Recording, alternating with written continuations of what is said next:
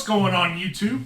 This is Joshua, aka JP Lowson, with Beyond Caliber, and today is the day we are starting our brand new campaign, the Olympian Chronicles, the Voyage to Erebus. Now, right before we get into it, I'm going to go around the room and let all of the actors introduce themselves, as well as the characters that they will be playing. So y'all pay attention, because you may find yourself a beloved actor. Hey, y'all doing? This is Rod Burnham, aka Preacher Man R&B, and I also have my own YouTube channel called Retroland and my own comic book company called Retroland Comics. If y'all want a digital comic book, y'all go to retrolandcomics.net where you can buy your books. I would very much appreciate it. Also, I'm part of another D&D channel called Teach Read Productions, where in the future we will be doing a collab type campaign with them sometime in the future. So y'all be looking for that as well.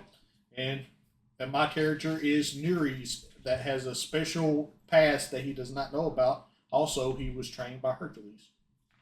Hello everyone, my name is Dylan Yates, and in this campaign, I will be playing Zeus. He is the son of Hades, and just look out for him. Y'all be very surprised with what he's gonna be doing. Okay, and I am Gabby, and I'm playing Ananilis, and she is the daughter of Aphrodite, as well as she has a secret that the others will find out later on in the campaign. What's going on? I'm Joe, aka Little Bro Joe, but on Twitch I'm known as Infamous JoJo, where I play Pokemon, Dead by Daylight, and other things. In this campaign I'm playing Brock Crimson, a simple farm boy who's a barbarian, low intelligence, but a big heart. Just don't press that fuse. All right. Without further ado, this is the Voyage to Erebus.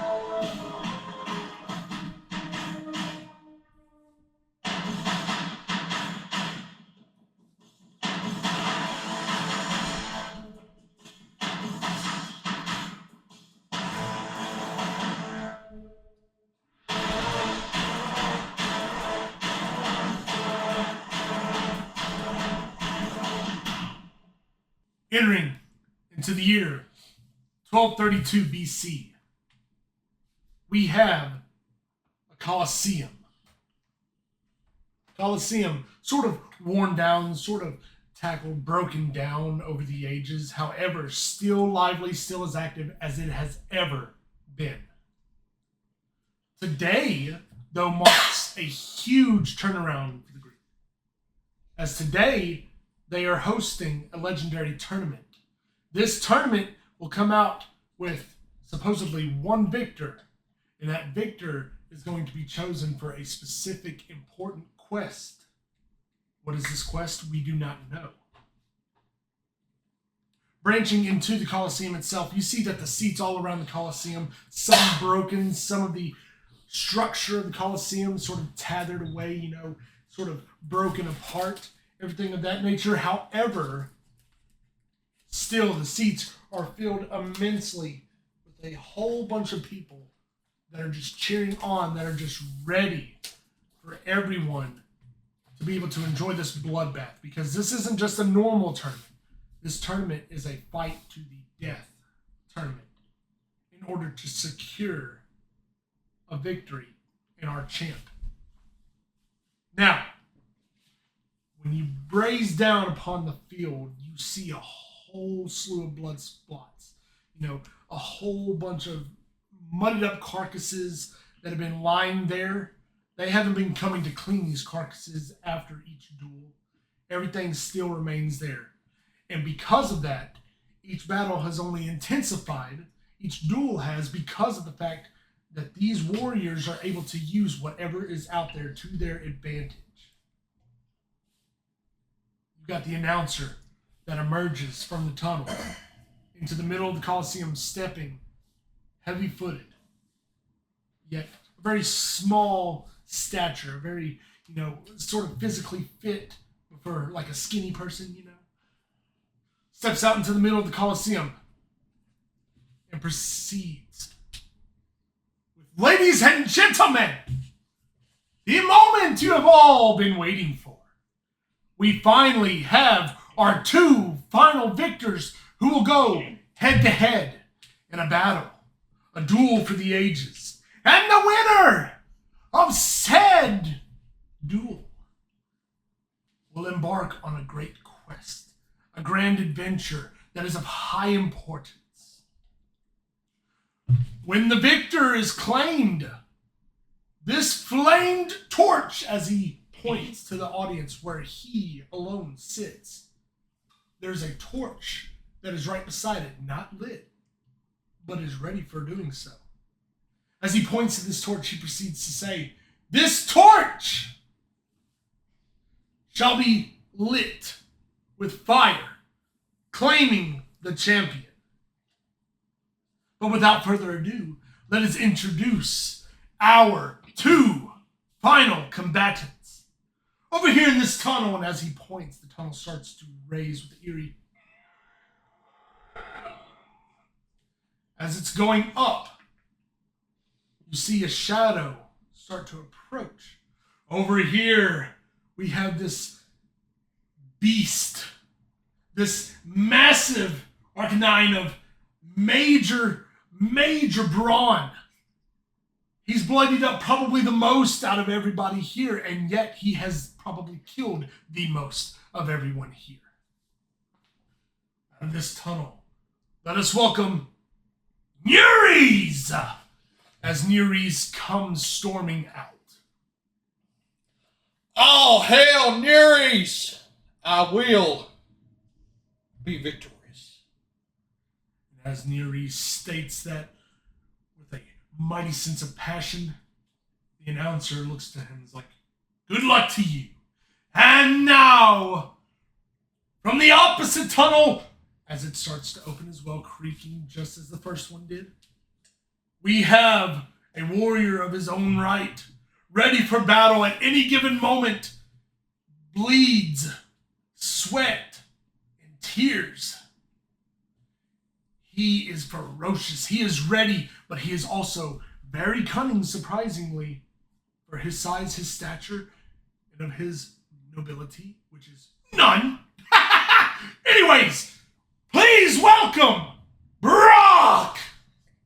And as we look over to the tunnel, we see Brock just walking methodically out of the tunnel as he is starting to look around to the terrain. This showdown is between Brock and Neres. The winner that is victorious shall be chosen for this combat. And with that, you two, I need you to make a roll for initiative. I just want to point out, Brock didn't say a word. I got a 13.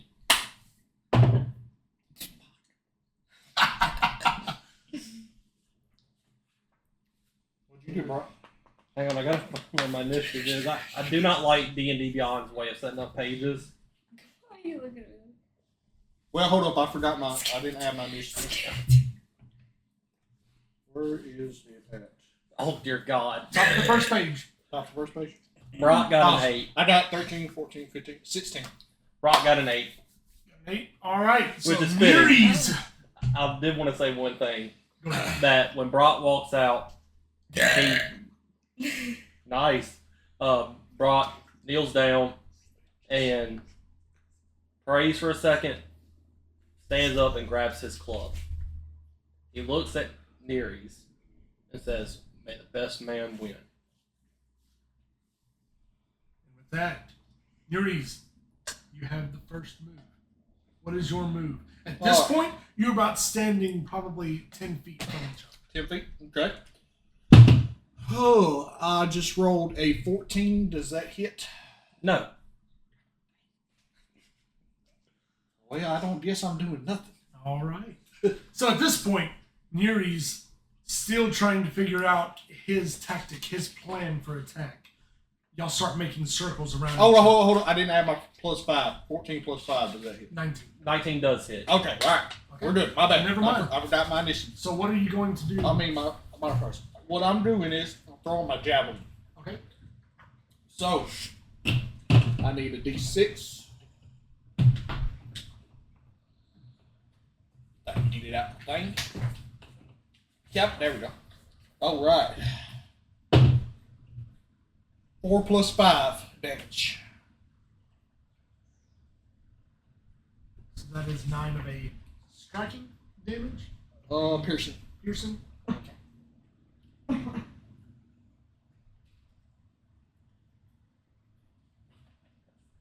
That's a 7 on my health remaining. So basically, what happens is I throw the javelin, right, and it comes and it pierces him square in the shoulder. Okay. And with that piercing of the javelin striking his shoulder, it does take a hugest hit out of him. You can still see that he's resilient, and now he's starting to want to heat up as far as, he's kind of getting a little agitated and all that because of that first strike being the major one. Now we move. Brock, realizing that Nereus is a brute and is going for the kill quickly, is going to calmly pull the javelin out. Okay. Drop it to the ground and just pop his neck. Alright? We'll play it that way then, cowboy. And he's going to swing his club for the ribs. Well, you gotta run up to me. You gotta run up to me. I got 30 We feet. can't. You got 30 feet, so you can move forward. Alright, I'm going to move in close range. Okay. What'd you roll? And plus.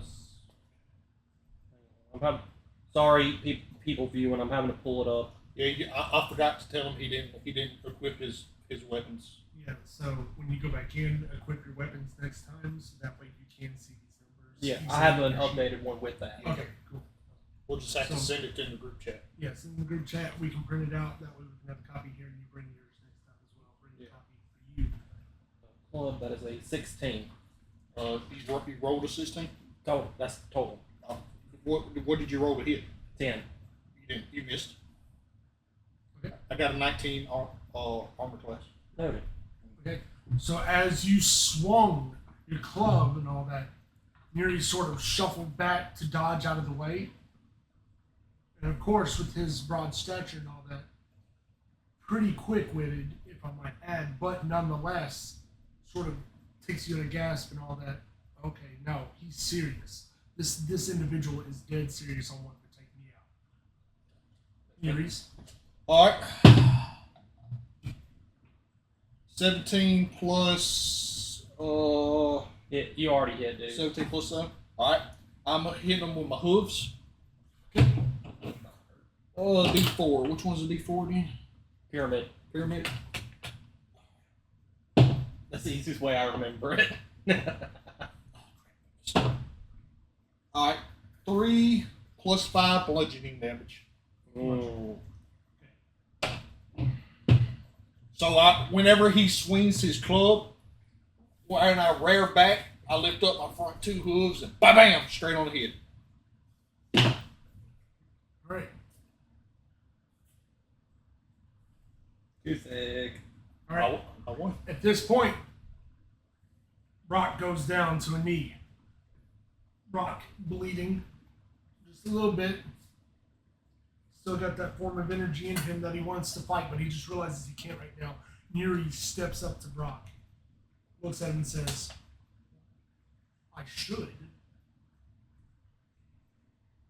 But sort of turns away and just starts to walk away, in which the announcer says, no, that is not fair. You have to end him. That is the rules of this tournament. That's the rules of this duel. Neri's, you will end him to become our champion. This man fought gallantly And unlike these other scum you have in this tournament, he is innocent. I will not kill an innocent man. Fine. And as he says that, the announcer stands up and sort of hops his way down the seats into the Coliseum middle himself. Throws back his sort of vacant trench coat, sort of looks tattered itself and all that. And as he throws it back, realize this man is chiseled all the way down. Man, Out of one side, pulls out a dagger. Out of the other one, pulls out a bow. Says, well then, maybe I should just take the championship notice for myself. Puts the dagger up, holds the bow, reaches behind him out of his cloak, pulls an arrow out of the back of his coat, and prepares it. Brock is looking up at this. He is not in the best ways. Nerees, what do you wish to do? How far away is my javelin? Like, am I pretty close to it? Since. With the fact that you were just on top of him, you're pretty much right there. You're probably about 3 or 4 feet away. Alright, I'm lifting up my javelin and I'm going to roll. Oh, 17 plus 5. Is that hit? It does hit. Okay. Go ahead and roll for damage. So, did you swing your javelin or did you throw it at him? Throwing it at him. Throwing it at him? Okay, so you did hit. 5 plus 5. Okay. And it's piercing. Okay. So basically, does it kill him? No. Okay. Alright, so basically I throw the javelin and it pierces straight into his stomach. Okay. So as it protrudes his stomach and all that, you see that he's starting to bleed down his stomach and everything like that. Sort of seems like he's in pain. He's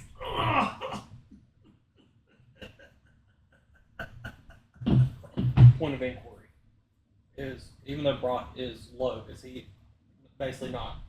Is he allowed to rebuttal this guy? Okay.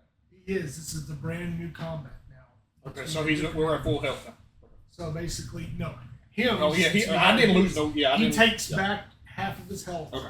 Jumping Yeah, and out. I didn't lose no health, so I'm good. Yeah. So Brock's gonna look at Nerees, smirk, and he's gonna use what he swore himself not to use against Nerees. He's gonna go into rage, Okay. and is going to get up, look at Nerees, and give a respectful nod. He's gonna look to the announcer. You've taken something that was once sacred and turned it into vile filth. A combat that is nothing but bloodshed is not combat. You have elected yourself for death. And Brock is going to take his club and downward swing it with this rage into this guy's head. Okay, go ahead. Natural 20. That is a 19 plus 6. That is a 25 total. You definitely hit. So roll with advantage on the hits. I need roll twice the amount. D8. Somebody spot me a D8 because I need one more. Yeah, that's it. 8 plus 4, that is 12 damage. 12 damage. Okay. So you have now swatted him with the club. You connected beautifully, might I add, onto the head. Sort of dozes him, makes him go straight into the ground and all that. This javelin that's still stuck in his stomach, now with the force that you hit him with, has now protruded out of his back. So now that javelin has cut completely straight into him. Y'all begin to walk away.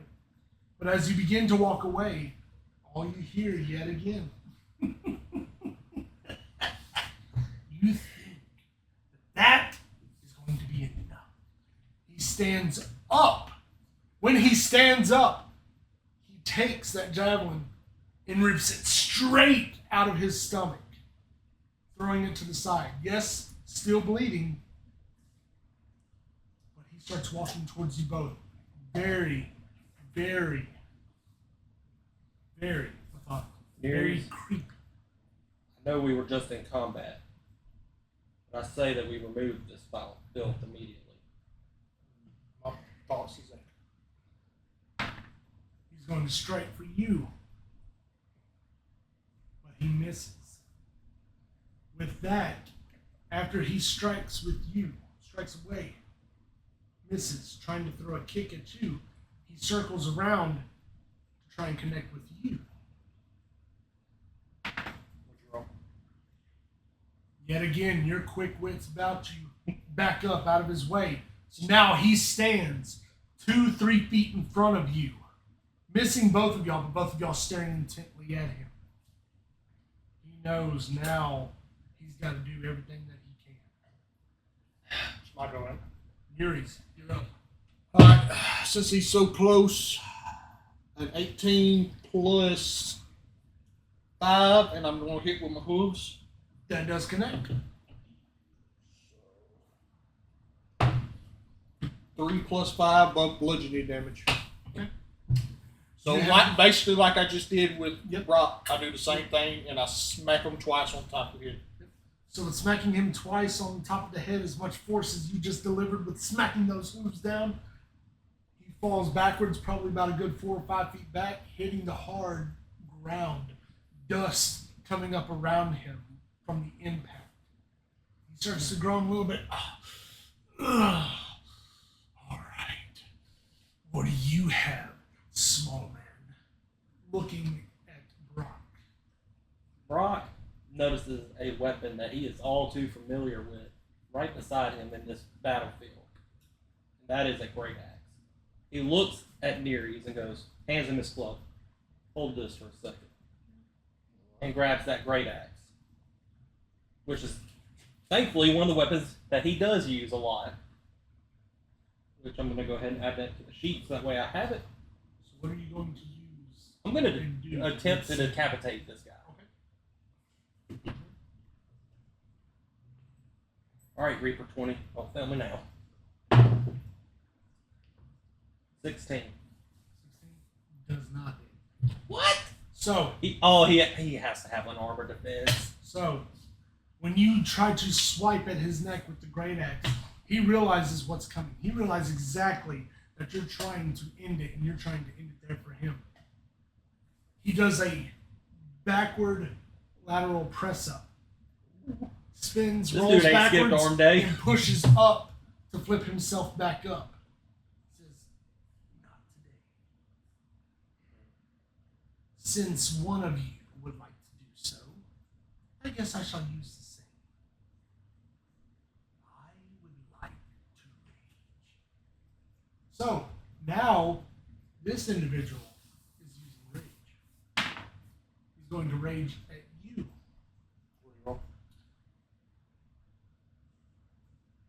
19. He just hit. He beats it, correct?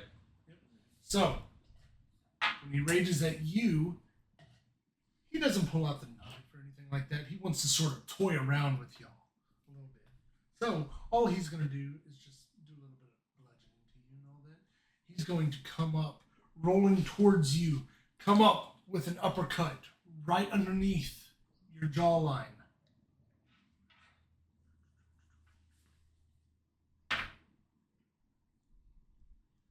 Delivers 7. So he's bypassed Brock. He's bypassed Brock. Brock is now behind him at this point, sort of standing off behind him to the right. So I'm at 4 health right now. What? I only had 11. Neary, you're up. Huh? You're up unless you want. I got an idea of something, but because of my grappling feat. keep in mind, this guy's starting to get a little low on health now too, and all that, but he's still mustering up enough strength to be. All right, Neary's ticked off now. So Neary's draws both his swords. Okay. Brock, And has dual wielding attacks, so I will be able to attack twice. Brock is watching this and goes, even though he's enraged, he goes, glad that son of a gun didn't use that on me. Alright, I'm about to roll. 18 plus 5 for the long sword. And then 13 plus 5 for the short sword. Okay. Both of them hit. short sword does not, Okay. but the long sword does. All right, D8. Which one's the D8 again? Double pyramid. Double pyramid. Wait. Okay, gotcha. I got it. Okay. 8 plus 5 damage. 8 plus 5 slicing damage. Slicing damage, okay? Slicing, So, yeah. with you slicing and all that, your sword managed to slice, but did not deliver the death blow. Instead, as he was trying to move out of the way, getting caught with your slice, ends up losing his left arm. His left arm completely falls off. Let's go! Clean slice, right through the bone and everything of that nature.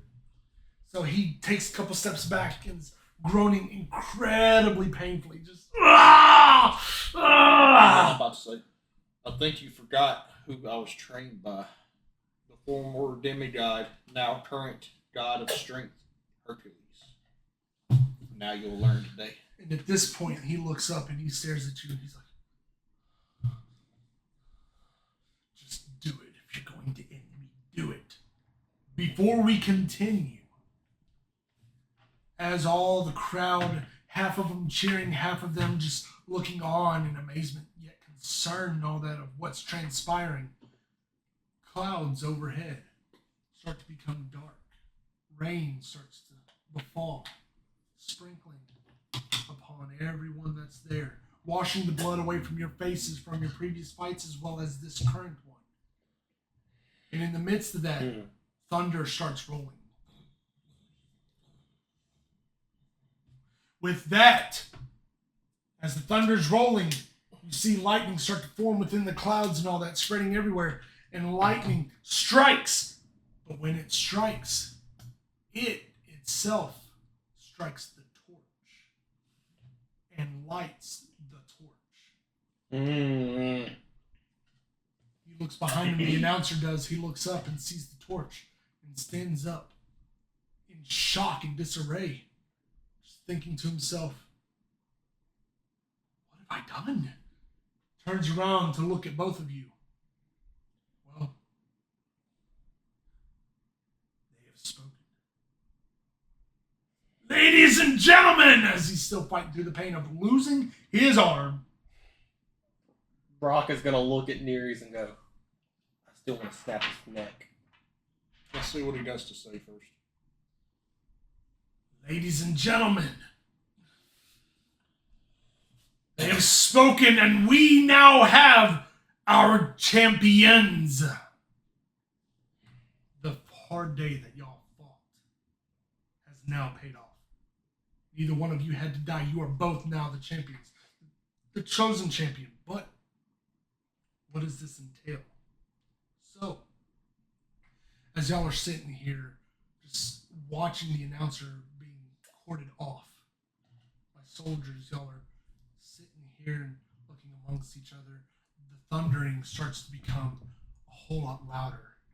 And in the midst of that, you see clouds start to funnel down around both of you at the same time. Wind pick up, rain pick up, lightning hitting the outer skirts of this funnel, keeping you within. A cloud forms beneath y'all. I just realized Brock is still holding that axe, so I guess that's how he got his axe. That's in his inventory. And as this cloud is forming beneath y'all, you start to feel sort of little light, so to speak. Y'all are always so heavy-hooded, being such giants of your own kind and own nature and all that. Y'all are starting to feel light. You've never felt a sensation like this. But as you start to ascend in said cloud, you have no idea just how intense things are about to get. While you do what you're doing, DM, Brock is. Are they in the cloud? They are cloud? in the cloud, the Or same the same- cloud. Brock Same is gonna look at Nereus. Please tell me I'm saying it right. Yeah, nerds. I'm gonna go ahead and spoil something for the audience. I'm just a country bumpkin myself, so it's hard for me to pronounce names properly. He's gonna look at Nereus and go, "You weren't gonna kill me from the start, were you? And you were trained by Hercules. No wonder you have honor, even for a farm boy." He trained me since I was 5 years old. until the day he ascended to Mount Olympus. Well fought. You won fair and square. As the cloud begins to rise and continues its glorious triumph into the unknown, you have no idea where you're going. You have no idea what's happening. You realize, though, that this cloud has got a steady nature about it. The cloud is in control. It knows exactly what it's doing. It knows exactly where you're headed to, everything of that nature.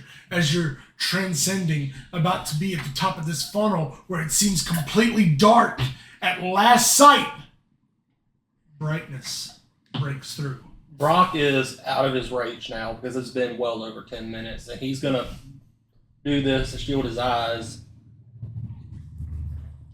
And as y'all come into this brightness, y'all behold the legend of Olympus. Where in the gods are we? Well, you know how I was just telling you about Mount Olympus? Yeah. Welcome. As you are progressing through the clouds, right about in this area, y'all, right over this fallen waterfall that goes off the side, and all that, y'all are coming up. The cloud is going to take you around Olympus itself, sort of showing you everything that there is. Y'all don't see gods or goddesses. Y'all don't see people. Y'all don't see anything but just the plain beauty and nature of Olympus with the mountains surrounding it, how they sort of illuminate based off of the sun.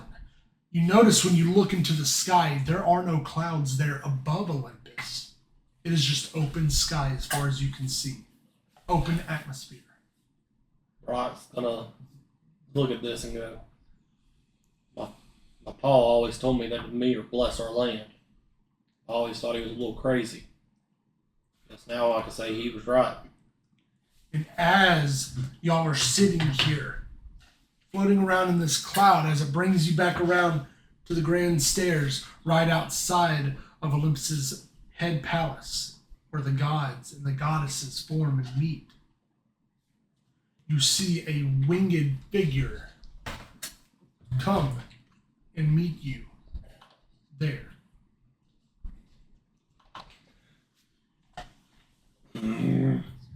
He lands, and as he lands in front of you, the cloud sets you down on the very first step to where literally, if you were to look back, you could see all the way down the waterfall. Brock does look down and go, I don't like this. I'll take a couple steps forward as he transcends down, or descends down the stairs to meet y'all. How are you here now? I thought I would have more time. Well, I guess that is perfectly all right. He is expecting you. Brock's just going to cock an eyebrow, look at Nereus and go, I know I'm not the brightest in the world. Who is this? Me? Oh, you're wondering who I am? Oh, oh, it's perfectly all right. I understand. Not many people know the messenger of the gods, but I guess, well, now's the perfect time to introduce myself officially to someone at least. I am Hermes, the messenger to the gods. You have been brought here because of that noble quest that my father, so to speak, the gods, have come together and realized as an act that needs to be placed. So, if you would follow me, then I will take you straight to them.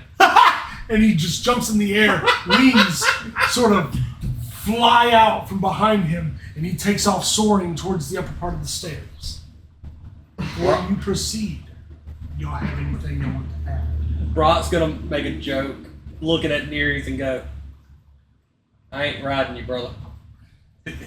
I don't want you to. And then Nereus yells out to Hermes, Hermes! Where is Hercules? Come inside! Come join the fun! Brock's going to look at Nereus and go, alright then. Sure. And he's going to put the axe on his back and look at Nereus and go, still got my club? Yeah. and he's gonna put it on it. He's gonna keep it in his hand. And then I before we descended up, I picked up my javelin and I had my swords and I put them back in their holsters. So Brock's gonna have to get a new holster because he only has the one for the club and he's using it for the axe now. As you prepare, y'all continue to go up the flight of stairs until at the very top, right before you enter, someone awaits outside of the door.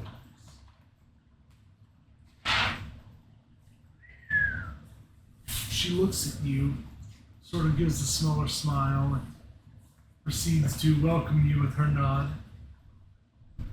You must be our champions. We have Brock and Neres, if I'm correct. So Brock and Neres, welcome to Olympus. Please follow me on inside. I will show you to your rooms where you can freshen up before being brought into the chamber of the gods. She turns around and she sort of wafts towards the doors. She doesn't touch them, but she wafts, and the doors begin to slowly open. These massive gold doors that have sort of what appears to be pearlescent glass of some sort, and perhaps diamonds, something maybe more rich, something more expensive in what y'all would deem as expensive amongst the common folk. This isn't something you've seen before. It is very unlikely that you would have come across just craftsmanship such as this. So definitely this gives you that knowledge, that notice of, we're definitely not in Kansas anymore. Brock's gonna scratch the back of his head. Hope they ain't expecting a mustard best, because this is about the best I got. As you walk in, you see a grand entryway, Brock's a corridor. That corridor goes on. Notice, it looks up close to here, but the same design features go down probably a good 300-400 feet. It is a very long corridor that goes into what y'all can only assume based off of the look is the part of that temple where the gods meet. But as you go in, you notice that this woman is already heading off to the left. As she's heading off to the left, you proceed to follow her. As you follow her, you start to see more visuals, more different, just pleasantly brightening views, not only of outside Olympus, but of inside the temple as well. We stop amongst the first room. And with that first room, this woman stops and looks at y'all and says, "Whoever may so choose may rest in here." Of course, we've got the grand opening, basically, with flags and all that. You can slide the flags to be able to view all out of Olympus. Got the bed. It's really all you really need. But then it's got different sorts of fruits from the vine. It's got grapes. It's got, sort of like, different vegetables lined up on a tray on the table in front of you and all that, lined up sort of like a champion's feast.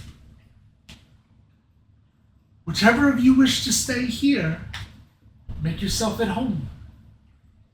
I guess I'll take this room. We'll meet up later. So Neres settles himself in there. Neres, what's the first thing you want to do? Well, I don't know. Is there a place I can get freshened up at? Absolutely. But on the other side of the table, sort of close to that opening, is your own separate chamber. Now, this chamber does not have tubs or anything like that. When you walk into the chamber itself, the entire room itself is sort of like a shower. So water is set up and all that to where as soon as you pull a line, pull a tassel, water steadily flows out. Probably amongst 20 to 30 minutes and all that at a time. Water seems like it's endless here. I'm going to go in and get freshened up. Okay.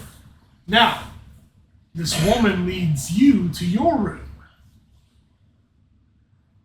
Your room has an opening smaller in the archway, yes, but yours has specific things that his does not.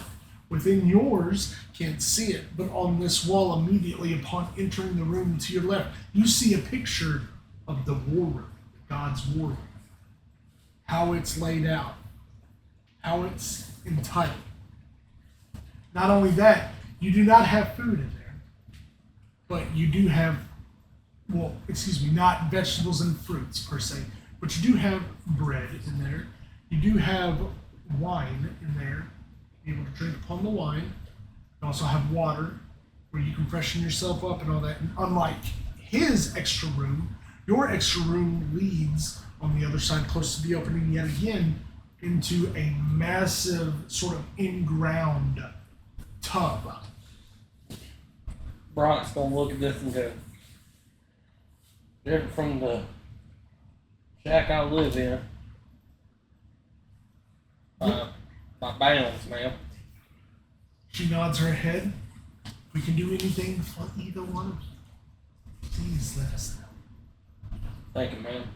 After you get done here, both of you would like to rejoin us. Back to the same corridor and follow it all the way to the end, in which case I assume everyone will be ready to move. Well, as soon as I get done with my shower, that's where I start hitting. Okay. Erebus is going, no, Erebus, oh gosh. Brock is going to head in there and take a gander, and now that he's by himself, he's going to go. Alrighty then. This all was right. Let me get cleaned up. Probably not ain't a good idea to leave the guys waiting. And he's going to walk into the bathroom and clean off, and he's going to see if he can get any of the blood stains out of the clothes best he can. So, And he's going, as he's walking out, he's going to catch up with Nereus and go, "This is how the gods live. I don't know if I'd like it personally." It's a little bit uppity for my taste. I know they exist, but do I follow them?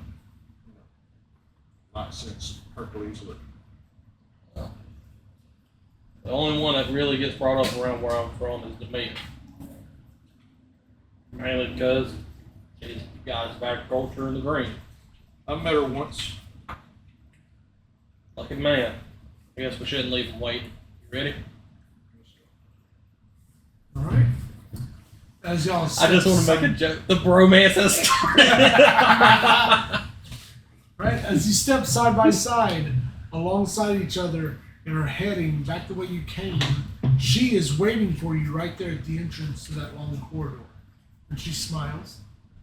You have time to freshen up enough and be able to relax. Ma'am, I grew up on a farm. There ain't no relaxing. Oh dear, I'm so sorry. No, I like it. And what about you, Nereus? One thing I'm worried about is seeing the man that abandoned me when I was 12. Parental issues. Well, She he ain't nods. really my father, but he trained me.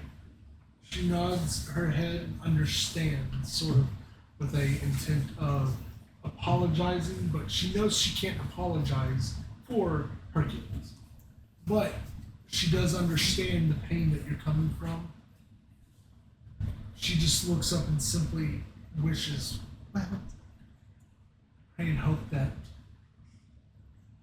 you will not take this disdain out on the other gods.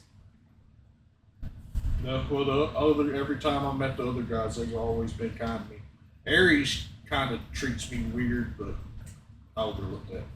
You've got to understand, Ares does that to everyone, including Zeus. So, Point of inquiry. okay, Would we go back to max HP? after y'all's rest, after y'all's replenishing of food and everything like that, y'all are back at full HP, I guess. Noted. Thank you. You are correct. So, as she turns, she says, "Follow me." She proceeds down the corridor with both of y'all slowly behind her. Now I must give you fair bits of warning. here, being in the chambers of the gods, being in the temple of the gods, where they meet, you must understand there are several things you must abide by. Do not disrespect the gods and disrupt them whenever they are having conversation. It only angers them more. I know the drill. Not a problem. I was raised to show respect to everybody. Also, when the gods address you, they are addressing you and only you. So again, going back to that disruption, do not try to butt in on the conversation that the gods are having with either one of you. But lastly, the gods are not here to hurt or harm you in any way. So even if they should raise their voices, please do not be upset. Please do not fear. It is just the way the gods show their feelings. And as she's finishing these statements, y'all are finally ending near and walking up. And the first thing you see sitting on the middle throne would be this interesting god, this interesting being, who sort of sits forward and looks at you intently, sort of measuring both of you up, looking back and forth between the two of you. So, I guarantee you have questions for us.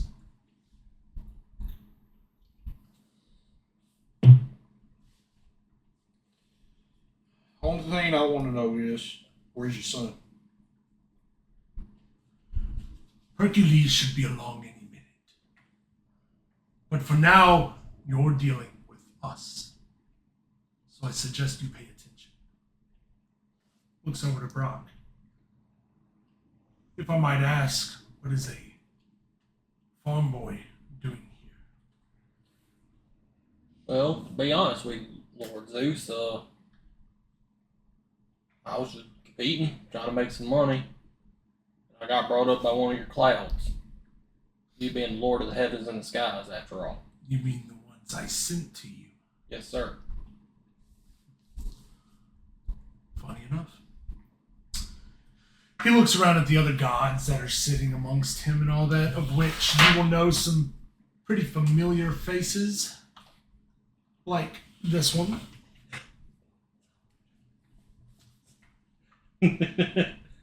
You have brother to Zeus.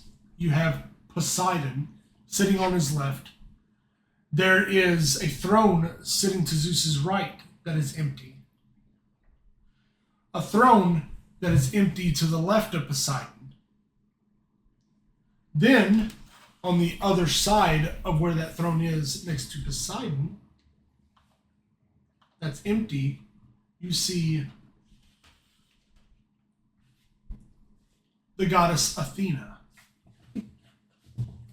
Athena sitting there, just quietly smiling, but also looking intently, almost as if to try to gauge your personality, who you are, by just gazing into your eyes.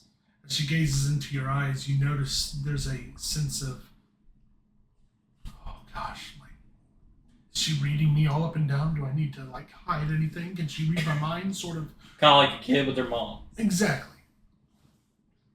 The thing to get out of my head. Athena smiles and smirks at you. Nereus, you already know. This is just what I do. Wait. Okay, then. Goddess Athena is reading our minds. I thought she was the... Well, I guess wisdom would be the mind. Fair enough. Sorry there ain't much up there, man. On the other side, where there's the empty throne, on that side of the throne is this woman right here. She looks down, she smiles. Our champions. I am Aphrodite. Now, you notice Zeus is not saying much at this point. There are some that are missing from our chambers right now. They should be here momentarily. Y'all didn't quite give us long enough when y'all were preparing for everyone to arrive, but that is completely fine. Zeus, would you mind taking over? And as Zeus sits back up, he reaches his hand forward and summons, but he does not summon you two. Y'all proceed to almost take a step forward, and you notice that the woman that brought you in is now heading up to be right beside him. Either Hera or And I am assuming that you've already met Hera. As Hera sits down in the throne right beside him. Well, through me first. Zeus, you know I already know all of y'all. Let me ask you a question, young one. How much of yourself do you actually know? And at this point, all of the gods basically turn and look at you all at the same time. Even Brock's looking at you like, huh? Raising eyebrows, smirking, chuckling back to themselves and everything like that. Zeus. Now, of course. All will come in due time. But I believe you were wondering about my son, Hercules. Well, just know there hasn't been a day since Hercules returned back to us that he has not spoken to you. So do not think there isn't anything I don't know about you. And as he says that, a sort of hulking figure with short blonde hair, full suit of golden armor comes in, shield plated on his back with a sword attached to the side. Sort of brushes up alongside Nuri's, looks and says, "Well, hello, meat stick. What's going on?"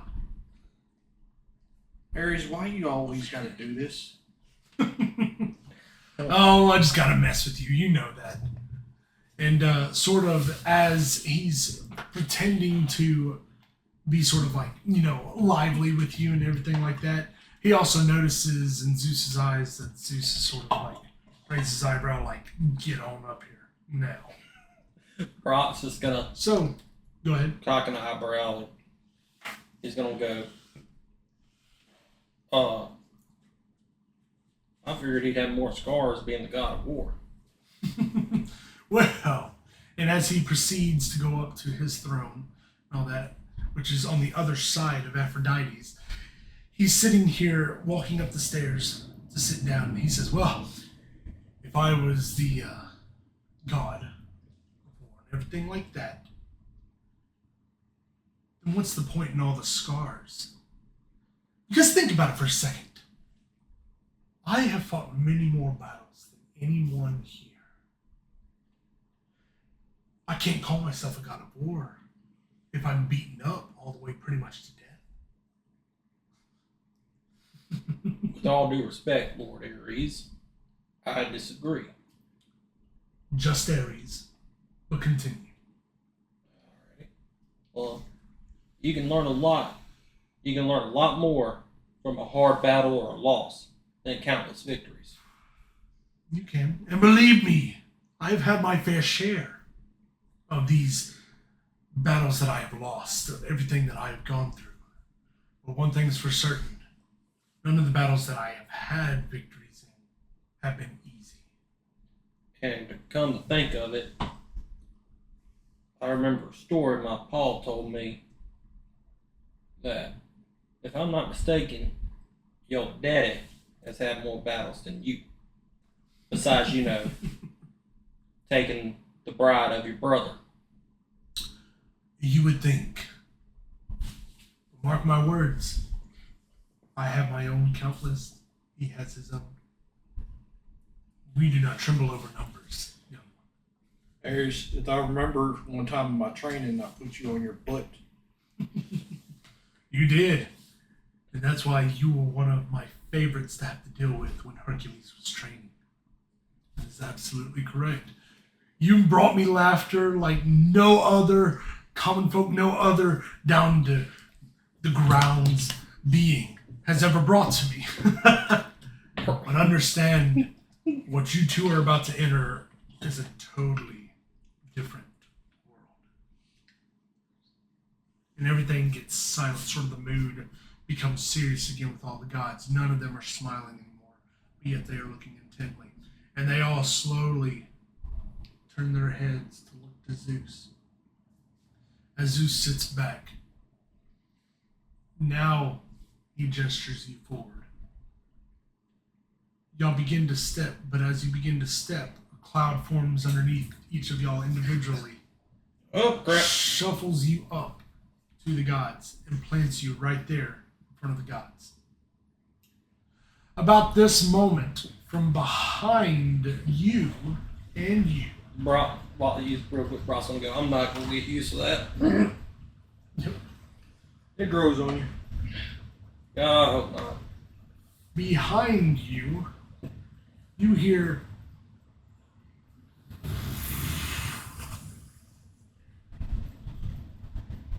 sort of like a eerie darkness has now come about.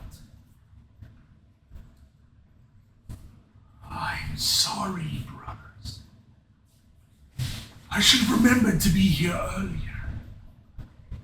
But despite my appearance, just know I was getting ready to come join this council. Understand, my sons and my daughters have all but been keeping me at my post for many of what seems like eons now. And as he rounds the corner around you, you notice this darkened figure sort of has flames coming off of all his clothing, his skin, even his face. Flames sort of like just appear, brush off and disappear, and then just continuously, sort of like a ripple effect, they keep coming off of each other. Red eyes, sort of a chiseled but formed goatee. Horns on top of his head are straight black. He sits down beside Zeus. Zeus, now looking at him, good to see you, brother. So now you've met Hades. Erebus is like looking at Hades. Why do I keep doing that? Brock is looking at Hades, and it is not a happy look. For the simple fact of, because he's realizing now that the gods are an actual thing, that his dad is in the underworld, and he knows who's in charge of that. So it is not a happy look on Brock's face right now. And as soon as Harry's like walks past me, I go to draw my sword.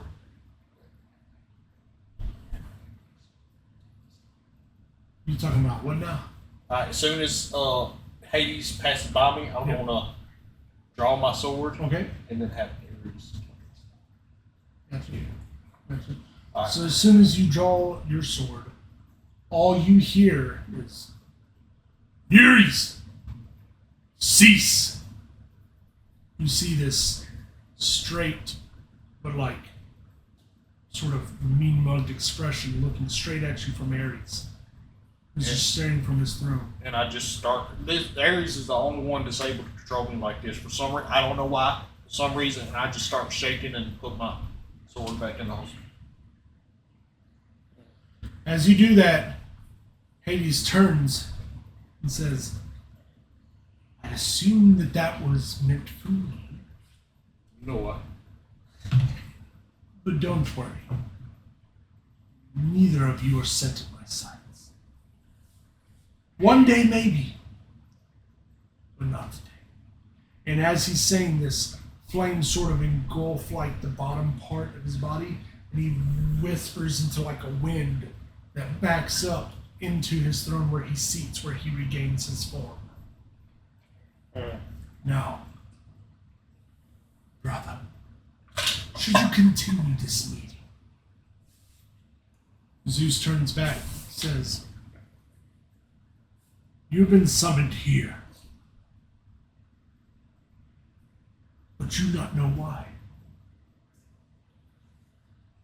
I am here to tell you that the gods, as well as the common folk, are in need of your warriors' minds and your hearts of perseverance. He stands up and he starts walking behind the thrones of all the other gods and goddesses that sit before you as they look intently on you. Brock is still lasered in on one particular god. Because he has questions, but he's going to wait. He was told to wait Well, until he was spoken to. thank you for telling me that, because Zeus is not going to wake. Zeus stops, looks at you, and with a booming voice yells to you, "Pay attention, heathen!" I am. Hades and Poseidon both smirk. Then Zeus continues to walk. If you do not wish to be a champion, then I suggest you speak now, so that I can send you back to the lowly life that you used to live. Because being here now, I can assure you, after this journey, your lives will change forever. I ain't got no problem with it. Just some questions I won't answer later. Hades looks to you. I know you are talking about me, and I will answer them later. But right now, pay attention to my brother. Very well. Zeus states, "Good. Now, as you can see before you, the gods sit here. And while we do not look like it, we are weakened. We are weakened because all of our artifacts that provide us with the power we need and provide us with the wisdom we have, all have up and vanished from us." Poof. And as he says that, poof, sort of thunder and lightning strikes behind him, and then the clouds dissipate again to show bright sky. So in that moment, you notice that Zeus is on the inside feeling very angry. You realize this. If I'm not mistaken, Lord Zeus, if my all stories are correct, your artifact is something like a master bolt or something. That it is, but over the years, I've sort of meant to control said bolt in a way that only I know. I no longer carry the bolt around with me, but yet I have trapped it in an orb. So this bolt now resides within an orb, the orb of power. This orb of power was the first to be taken, along with my brother's trident, along with Hades' staff, and along with the goddess's personal prefects. Their gems, necklaces that hold specific power amongst them, their rings, everything has gone missing. I am glad that it is not me in that situation and it's Brock, because I'm a smart aleck and I would look at Athena, well, Aphrodite, and go, "What, did you lose your mirror?" But I'm not going to have Brock say that. I know better. We come to you because of a disturbing message that was sent to my brother. And he looks over at Hades. Hades stands up. "The oracles have come to visit me many a times before. But the last time they came with anxiousness. They came with fear. I've never seen the oracles in fear. But I know that the oracles wouldn't come to me unless it was absolutely necessary. The message I was given from the oracles was that in 100 days' time, the artifacts that have been taken will be reunited into one being. And and serve a horrible purpose, which is where you come in. We need you two to find these artifacts across all of the seven seas, across all of the corners of the world, before it is too late. And he sits back down, and Zeus looks at y'all and says, how much do you know of our father? Just a little bit that Hercules told me. Well, Brock kind of straightens himself back up after being guaranteed that he'll get his questions answered later and goes, well, the only story I've ever heard, Your Highness, Grace, whichever, is that you and your brothers were able to take him to the ground and be in the original sky and take him down that way. Zeus sort of pipes up. Not him. Kronos. My apologies. With Kronos. Yes, we had to take down our own father. Realize it was not without pain from each of us that we had to do so. So whenever you speak of him, use his name. For that reminds you why you are doing this quest. He sits down and he proceeds to go on and state, with this mysterious being who took all of our artifacts, brings them together, he plans to release Kronos from his deep sleep. And if Kronos is released, there is nothing that we can do without our artifacts to bring him down. There is nothing that the common folk can do to bring him down. We must have these artifacts back. Please sit down, and they are all silent as they now gaze upon both of you, awaiting sort of as if y'all have demands, questions, seek, thoughts, advice, anything of the nature. I will let you both state your case.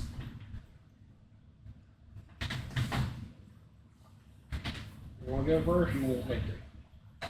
Well, I've been trained by Hercules, and y'all have always been kind to me. Even though after he left, I knew y'all existed, but did I follow y'all? But y'all treated me like family since I was 5 years old. So I'll always be there. They turn their gaze upon you, Brock. Brock's going to pull a piece of straw out of his back pocket, which people in his hometown would know means he's about to talk business, and it's about to get serious. Probably the guys know that because they've probably been watching him, if I'm not mistaken, DM. Yep. He's going to look at him and go, all right, I don't mind helping. I just ask one thing. I'd like to have a talk with the meter after this is over. Zeus sort of pipes up. I will allow it. The only other thing I ask is, don't get me wrong, Aries is a bad mamma jamma. I'm alright with my club, but there ain't no way we're going to be able to do this, just the two of us. They smile, It's a death wish. and from the corridor to your immediate right, the doors open. Hold on, Brock's dyslexic.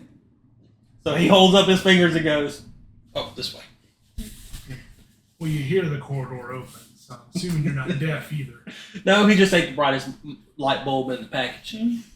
But amongst this corridor walks in 10 blonde, younger looking goddesses. Some of them in normal clothing, some of them sort of a mix between armor and their garments, some in full armor, ready to battle. Aphrodite stands up. Gentlemen, if I can, I would like to introduce you my daughters, one of which you will choose to go on this journey with you. All of them have their own special talents, special gifts, but only one of them may leave the temple to accompany y'all. Yes, ma'am. And so she sort of assembles them with a hand gesture to stand in a straight line amongst you, where y'all can both go up and down the line, asking questions to each. Sort of give you a bit of advice on the current situation to help you choose which one of them to take with you. But one of them stands out curiously amongst the others. She doesn't seem to be as invested in matching up with the rest of her sisters and sort of, they're piping forward, sticking out their breast, just making themselves physically noticeable. But this one sort of on the very end looks to be like she's just wanting to, be done with this. Like she never gets to be chosen for anything, sort of like a backyard school program where you never get chosen as a basketball player. Brock's gonna look at Nereus and go, point at the one on the very end. That one. I know of her. She's all right. And he's gonna look at Aphrodite and go, the one on the very end. Sort of. Hey, real quick, is she smiling or is she just mad at the world? I like her smile. She sort of bends her head down and sort of turns a little bit to the right. And Aphrodite stands up and says, "Our champions have spoken. Anna!" And as this young face sort of looks back up, y'all notice a beautiful young blonde goddess steps forward and sort of gives y'all a bow as if, respecting y'all. And she sits there and she looks to be addressed. She's waiting to hear that y'all have formally accepted her into this quest with y'all. Ma'am,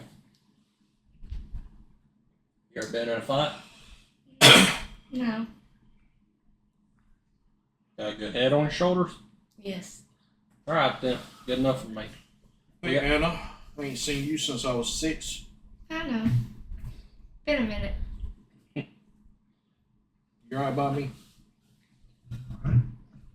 So the gods all nod in agreement that Anna is to join this quest.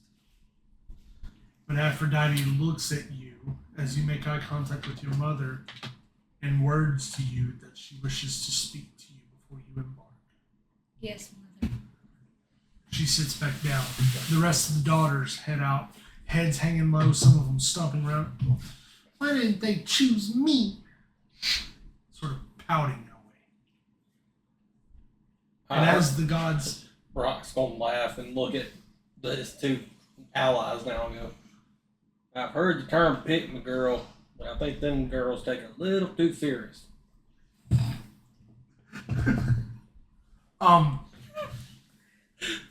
At this point, the gods proceed to stand up.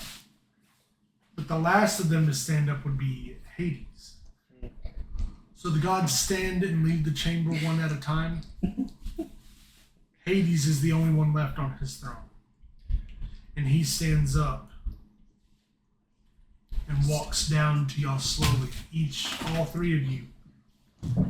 You obviously know of Hades very well, very personally, since Hades does travel back and forth frequently between Erebus and Olympus. Nereus, you have some foretelling of Hades and the type of person he is, the type of god he is, I should say.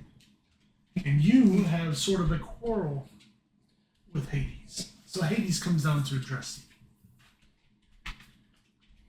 What is it you wish to know?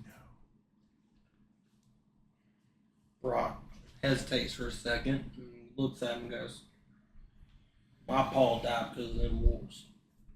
He wound up in Elysium, or did you throw him in the field of punishment?" Hades sort of turns around and states, "It's not that simple, Brock. One cannot immediately be thrown into one or the other, but first must go through their own judgment." And as Hades proceeds to continue talking, he sort of turns around. His eyes now have gone from red, sort of normal, sort of white with a pink look. Brock is wiping a tear out of his eye because his pa was all he had. He never knew who his mama was. So he just wanted that closure. And he says, "Yes, sir." The other gods will not do it for you. But they do listen to me despite what you may think. For doing this quest, if you so surpass all expectations, I ask you to do a favor, and in return, I grant a favor. So, the favor I ask of you is to stop this thief, stop this mysterious evil being from what they are about to do with our father, Kronos. Stop him at all costs, but do not kill him. Bring them to me so that they can suffer a living hell worse than Erebus itself. Forever. Will do. Now I have put out my stakes. If you do this and you succeed, you bring me a favor from each of you forth now that I will grant upon its succession. I've had experiences with your so-called favors.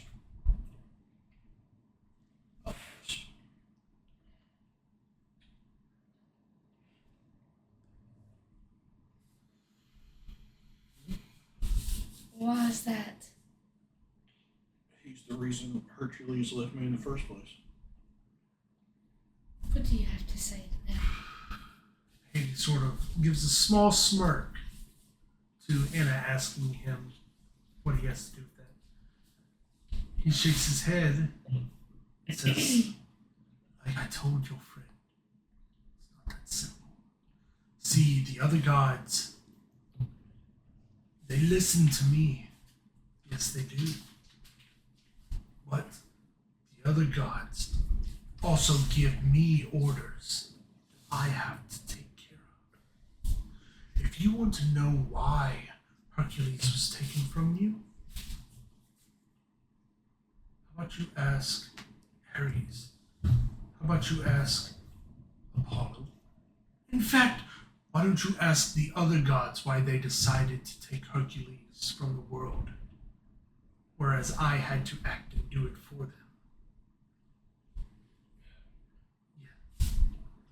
I was the one who brought Hercules here to Olympus to live out his days. But I wasn't the one that decided to do that. So before you get a head on your shoulders, I suggest you check your tone. He proceeds to look at you both. What say you? Brock's gonna look at him and go, "You didn't answer my question. Brother knows what I want. So, the only thing I'm gonna ask, when you do final judgment on my paw, be a little more lenient." He nods and looks at Emma. Anna looks back. I do as you wish.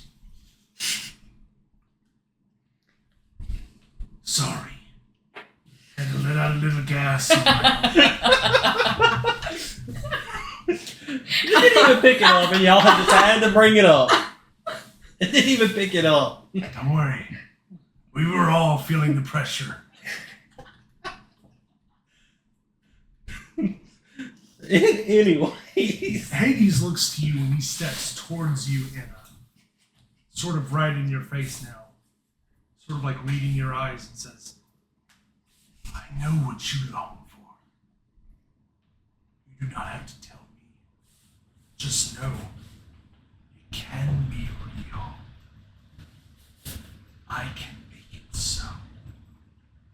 All I have to do is speak to my brothers, and they will grant it. He turns to Nereus. I am sorry for that outburst.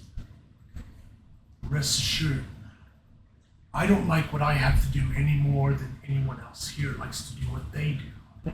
Did I choose Erebus as my home?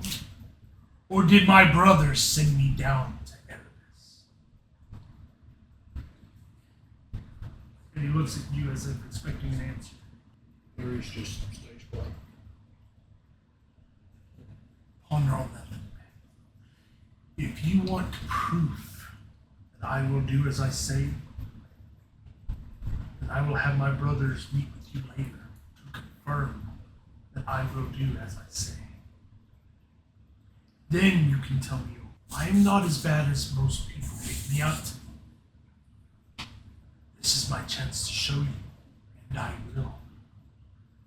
But mess with my brothers or any of the gods and goddesses here in Olympus, and anyone will face my judgment and wrath with fiery blaze, chilling screams, torment to live out their days.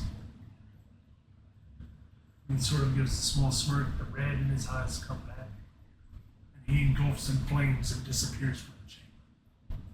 Brock's gonna look at the other thing and go, that was unsettling. Very. Never liked it. But I guess now we know your name. You heard ours. It's nice to meet you, Anna. Nice to meet you too. Nice to see you again. As y'all turn around to prepare to walk out of the chamber, y'all hear a door creak open towards the front steps, where Hermes yet again stands and says, it's time for me to show you something.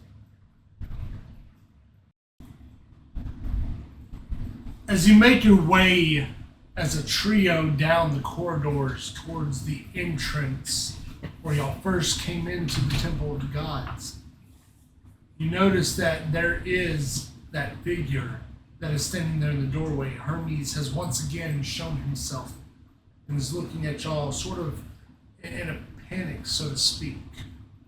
Looks at y'all and says, he needs you now. Come with me. I need to show you something. And so, with that, he ushers all three of you outside. All three of you stand on the staircase. And as you stand on the staircase, you notice that the skies have become darkened.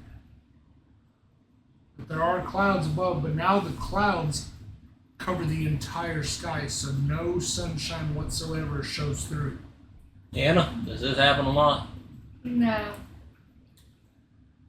As you are looking around and seeing just all this darkness and despair that transcends Olympus, not of the ordinary, as Anna just pointed out, you look down the staircase and you see what appears to be a three-headed dragon on the staircase. That three-headed dragon looks all different directions, but then all heads meet their gaze upon you three. Sort of. Brock is slowly working his hand. I'm getting my I'm slowly pulling my javelin up. Anna's just standing there, huh? Yeah. They pulled out their weapons.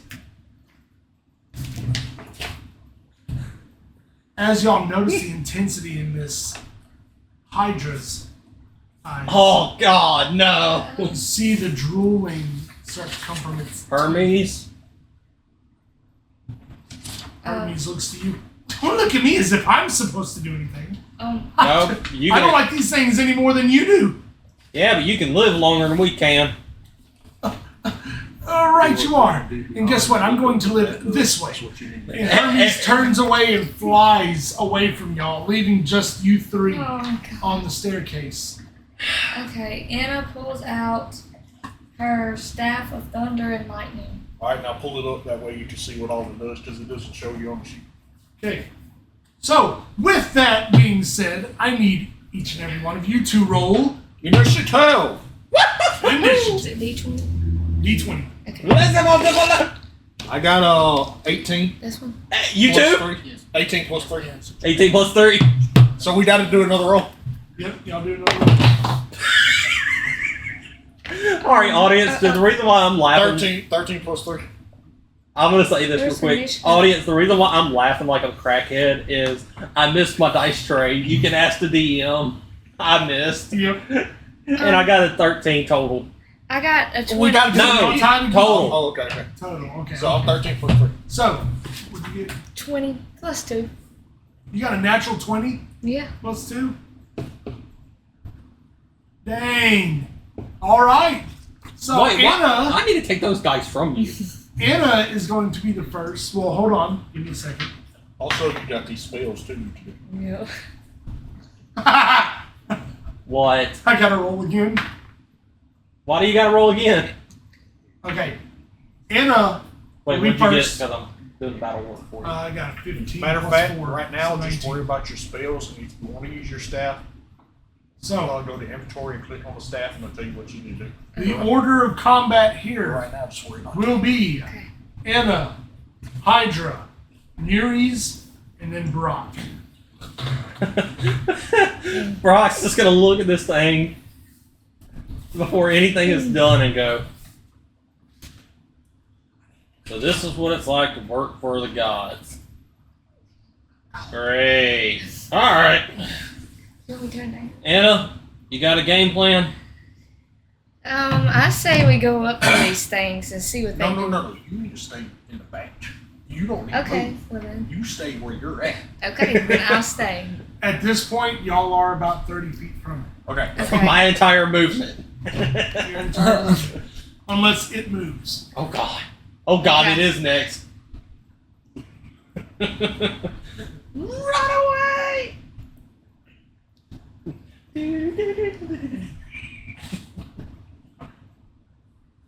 Look, I'm supposed to be the comedy relief because I'm the idiot of the group. Okay. Cast charm person and try to charm this thing. Okay, so I'm gonna cast a charm spell. Go ahead. Click on charm and see what. Click on charm person and see what you have to do. The she's gonna be on. Yeah. I'm pretty sure I'll have to do Okay, something to try it to- says time range, hit, and effect on. What does he have to roll to try to stop the charm? Does it say? I think charm is Yeah, you have to click on. Oh, You attempt to charm a humanoid you can see within range. It must make a wisdom saving throw, and does so with advantage if you or your companions are fighting it. If it fails the saving throw, it is charmed by you until the spell ends, or until you or your companions do anything harmful to it. The charmed creature regards you as a friendly acquaintance. When the spell ends, the creature knows it was charmed by you. The wisdom saving throw you have to beat a wisdom saving throw of 13. But if it gets charmed, do not attack it, because if you attack it, charm wears off and comes Okay. after us. alright, noted. So Low, roll your dice. D20? Not him. You beat the 13? Nope. Alright, so you're charmed. So you pretty much tell this thing to do whatever you want to do, and it has to listen. Okay. You can tell it to kill I'm itself. I'm gonna tell it to halt. It stops. Even though I didn't even move. It stops. It just Brock's gonna look at. Remember, Gabby, it has 3 heads. You can have the 3 heads attack each other and kill each Okay. So then I want 3 heads to attack each other You want the 3 heads to attack each other and kill each other. and kill each other? Oh You no! want No! to- Hold up! She said it. She said it. All right. So the 3 heads attack each other and rip each Oh, it's other's a Hydra. heads from the body. I forgot! And when a Hydra's head is removed, It's a Hydra. 3 more grow back. So now you have 9 heads. Hey, it's still listening to us. It's still listening to you. Yep. But hey, Brock is gonna look at But remember, each of those heads has a different mind of its own, and those 3 that you just charmed no longer are about. so now So the 3 creature that are is charmed. not charmed anymore. Brock's gonna look at Anna and go, I fucked up. I'm the farm boy, and even I knew the Hydra grew its heads back. So, with that, the and- Hydra's and- turn. And I had a brain for it. With that, the Hydra is going to look. All 9 of its heads, 3 at each of you. Again, slobber coming out of the mouth. And it's going to start making its way up. Its neck range is about 10 feet, so it only needs to move 20. It moves 20. And when it moves 20, it sees all of you, all 9 heads are going to You blast. choose from thunder, lightning. So you Okay. choose. All I'm 3, sitting here going, all 9 heads are going to blast fire at each and every one of You you. got to roll to see if you hit. We're going to see. Hope wrong one. It's already in there. look. 15 to hit. You don't hit me. You don't hit me. What's your armor class? What's your armor AC? the one with the shield? Oh, 12. You hit her. All right, I hit Inna with Fire Blast, but you 2 sort of dodge out of the way. Fire, sort of like right there at the very entrance and all that, where y'all are standing technically right there. There are columns that are in the way. Y'all were quick enough to move behind the columns. Inna. However, Inna was not able to make it fast enough. She's now hidden behind the column, yes, but She got not hit. before she got hit. How much damage she take? So Oh God. 9 points of damage. All right. Gabby. Oh no. You got 1 life, so put 1 health Here, with the use a pencil. pencil. Yeah, use a pencil. Put 1. Yeah, put 1. She's at Right. 1 life point. Yep. Brock's gonna look at this and go, You any stay- idea? You stay behind the boulder, Gabby. Don't move. Okay. It's my turn now. All right. Remember, you should have something in your arsenal that allows you to Heal. either heal up or something like that. Hold on. So Let me see. you're Let me see looking, that. you're looking at it. Sorry, see I'm your new paper. to this. So. Yeah, we have 2 new players, but that's the beauty of it. You grow your community, you grow the D&D community. You grow so that you know exactly what you need in the future, and that's the beauty of it, like you said. But I will also say this. You have something that the Hydra does not like. So if you can convince Wait. them and tell them what the Hydra doesn't like, Wait, it's in your inventory. You can show the inventory to them. hold on. It's in her inventory. She has an ability that the Hydra does not like. Oh. Wait, let me see. I think I know. What the staff of thunder and lightning? Is it the The immunities? water walking? Mm. Yeah, use your ring to water walking. There you go. But Okay. it's not her turn. Yes, it's my turn. Yuri's, you're up. All right, I'm pulling my javelin out. Okay. What are you aiming for? His chest. Okay. Heart. Okay. That goes into Brock saying, you got a plan? Yeah, I'm going for the heart. That might be our best bet. Oh, 19 plus 5. It does hit. All right. That was a 24 together. 19 plus 5. Yeah, 24 together. 6 plus 5 piercing damage. Okay. Piercing damage. Straight in the chest. Straightened right into the chest. At It his is- heart. Immediately, it's already making that divot towards the heart, but so it doesn't seem too phased yet at all and all that.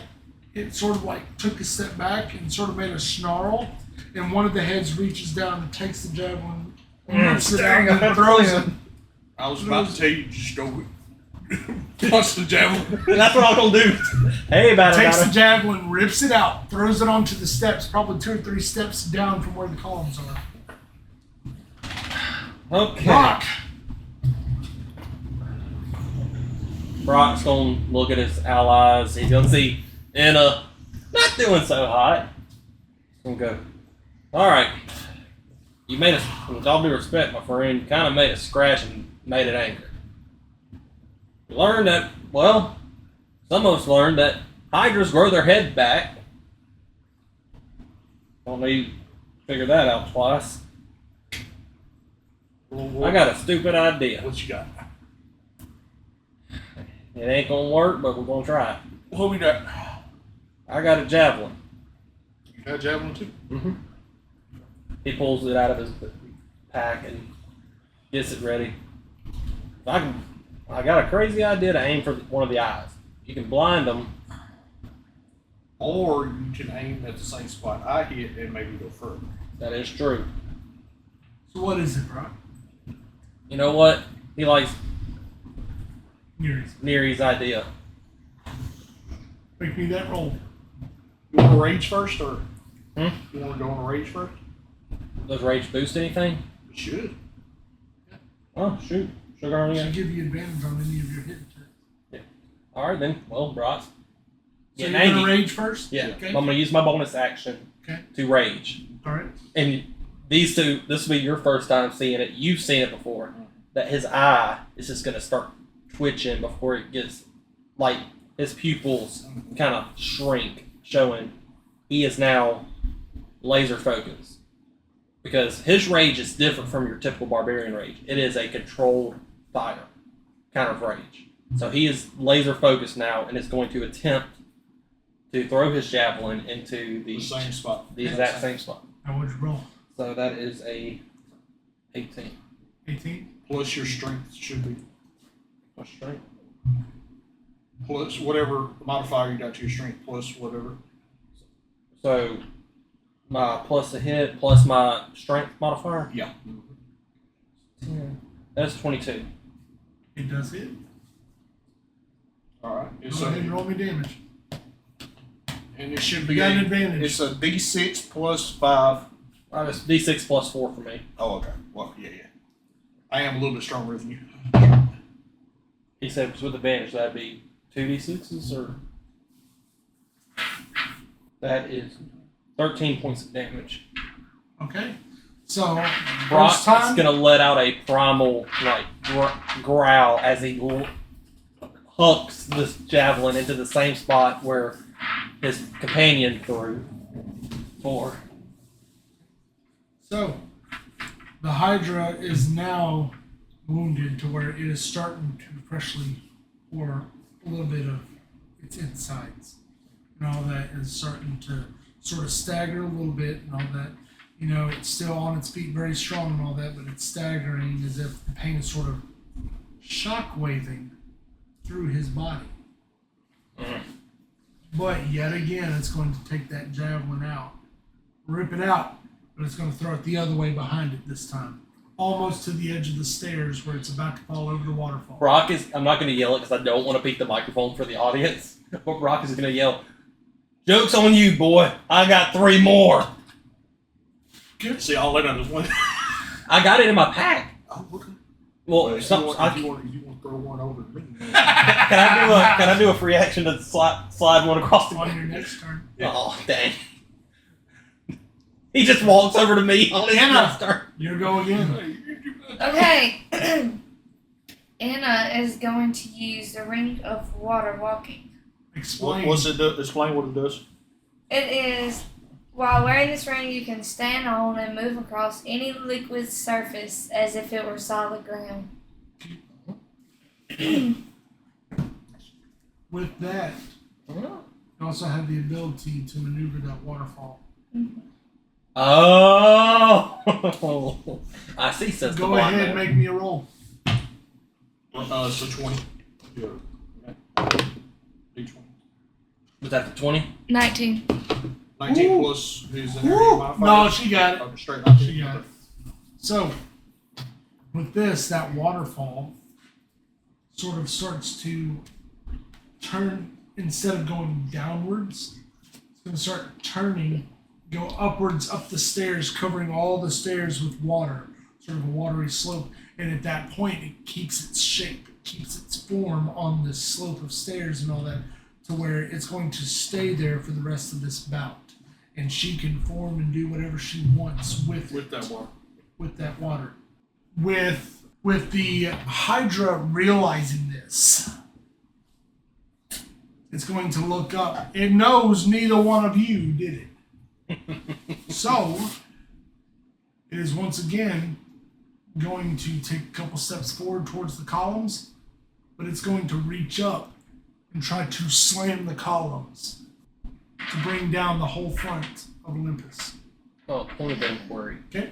I know some DMs do this. I just want to know if this follows with you.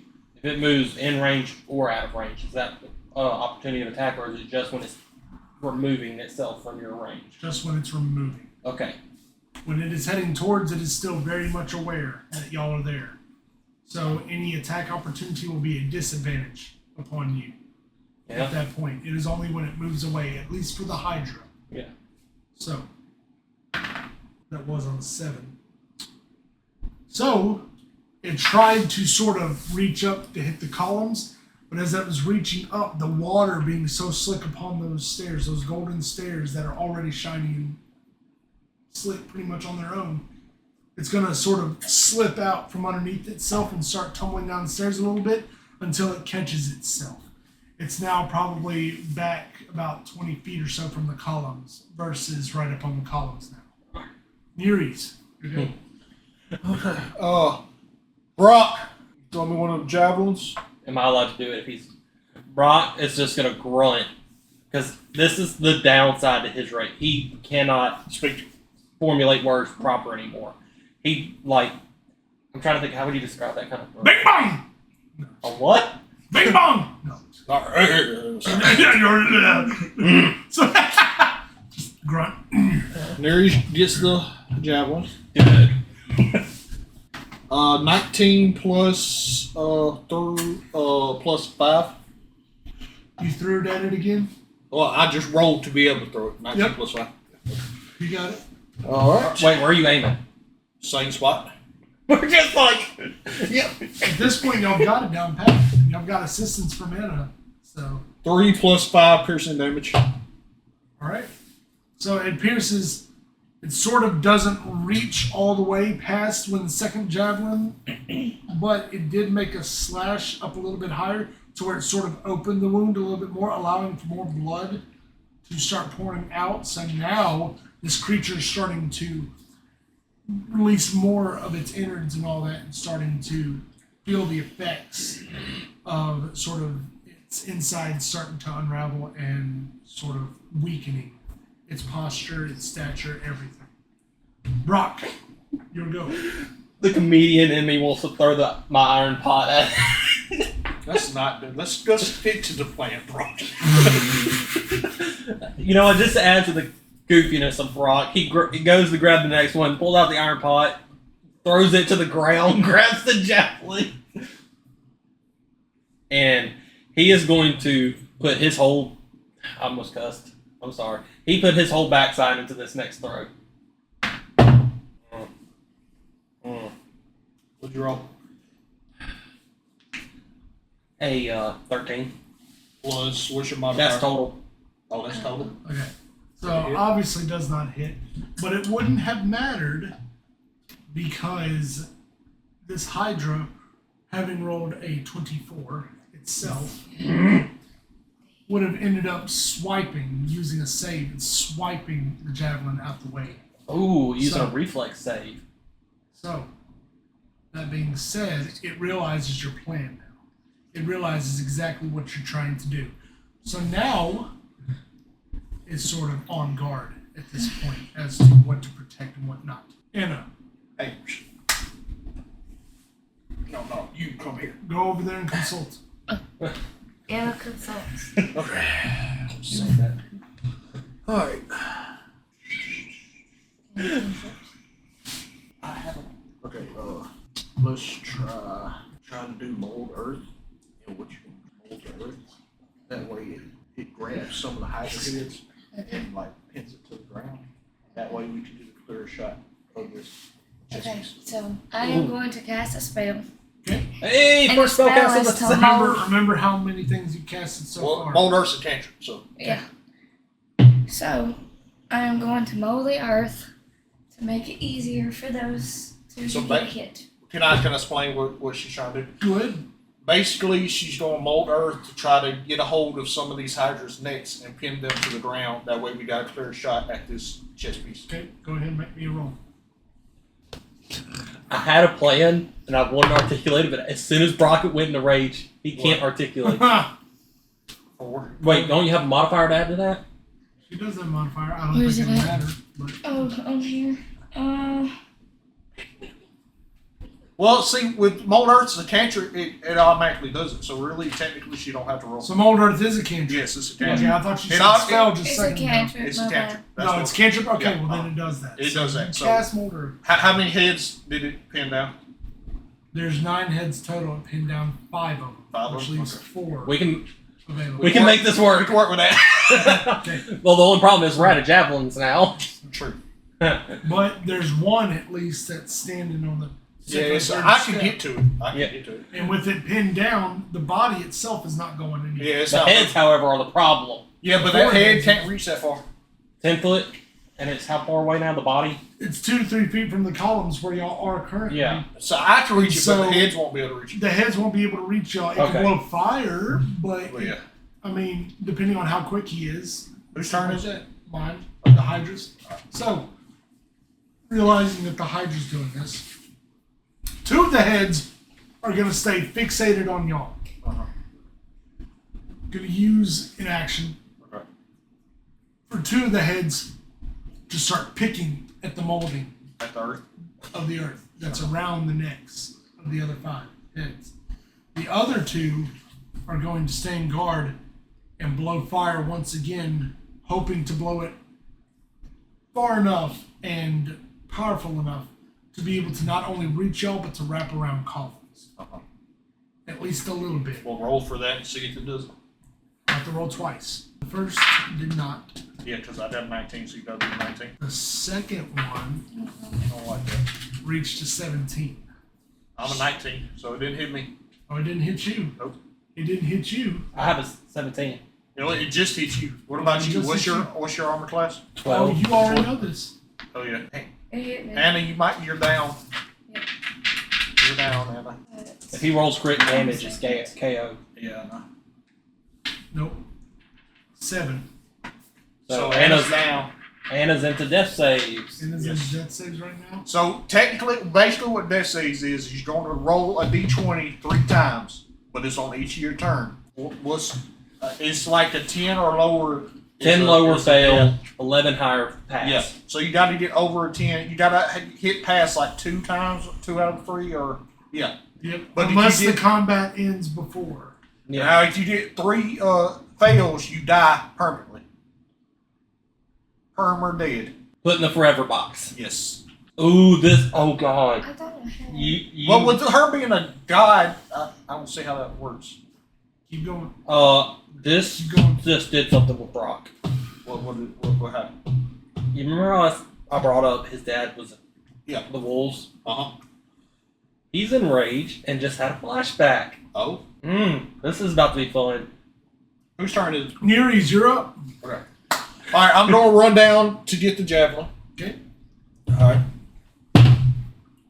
Ooh, 15 plus 5. 15 plus 5. 30, 20. It hits? No. It don't hit? No. God damn. Wait, did you pick up the javelin? Yeah. I was going to try to hit with the Oh, I javelin. thought that was you rolling to pick up the javelin. No, that was, I done picked the javelin up. That was rolling to throw Because it. that was part of his move and all that. Yeah. Once he sort of like slid into the javelin Mhm. again. No. Do I got a bonus action? Hold up. You might. Let me see. I'll be able to find it easier on this. Seeing what game plan I can have. It ain't looking good because these pages are blind. Yeah, I mean, this ain't good. You're in death stage right now, so. My immunity says magical sleep, so nothing can put me in magical sleep, correct? This ain't a magical sleep. I know, You're I'm almost just dead. Yes, you're correct. asking. Okay. I cannot wait.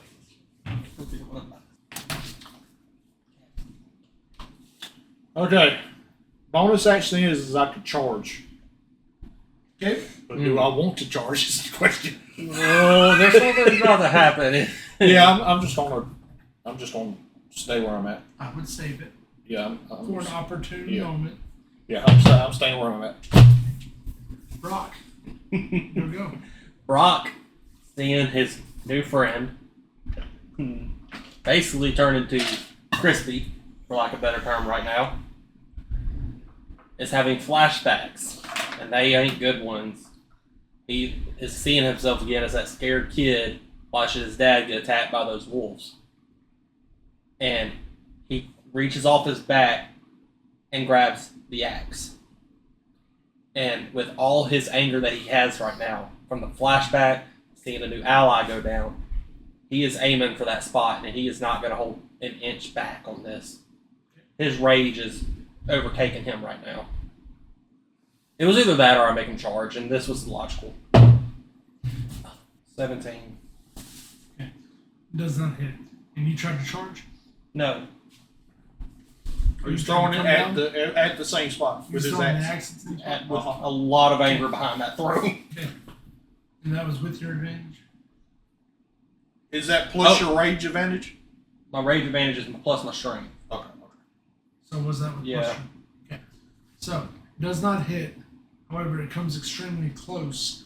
But those Hydra heads are just about done picking at that mold. One of the Hydra heads that was available, that was on watch, ended up swiping to the side and sort of throwing that axe off in a distance and all that.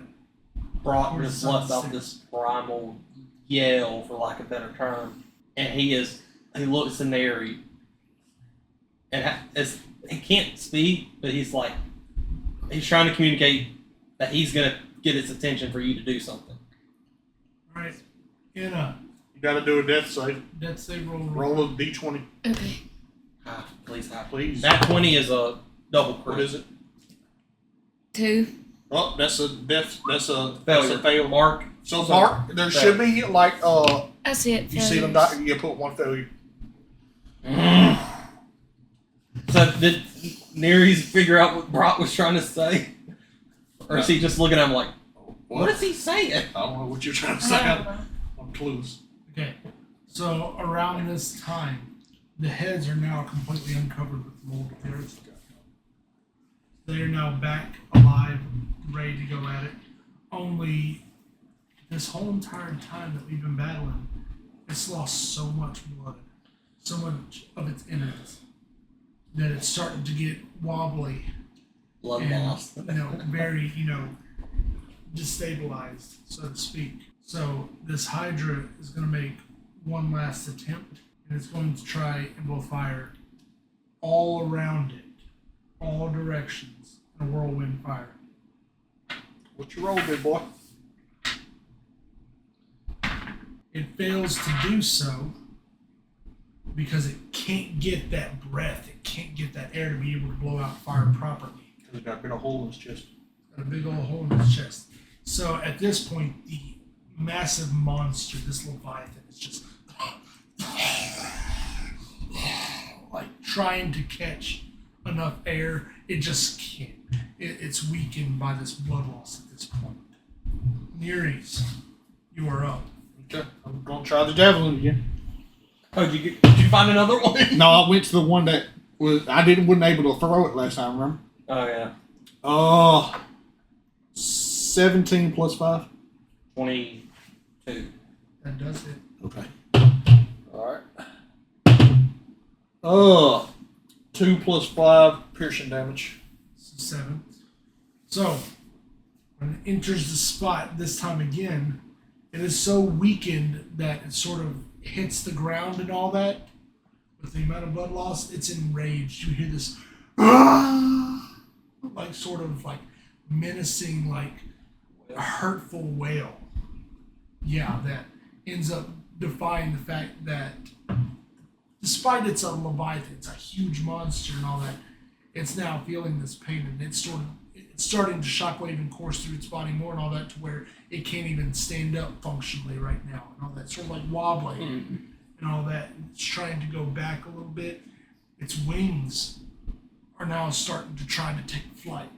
Point of inquiry. Is the javelin still stuck right there? It does not remove the javelin this time. It leaves it where it Okay, is. I'm gonna do my bonus action. Okay. I'm gonna charge. Okay. When I charge, I had a plan too. I think we were thinking on the same brainwave. 1 second. Put it load. Do. Okay.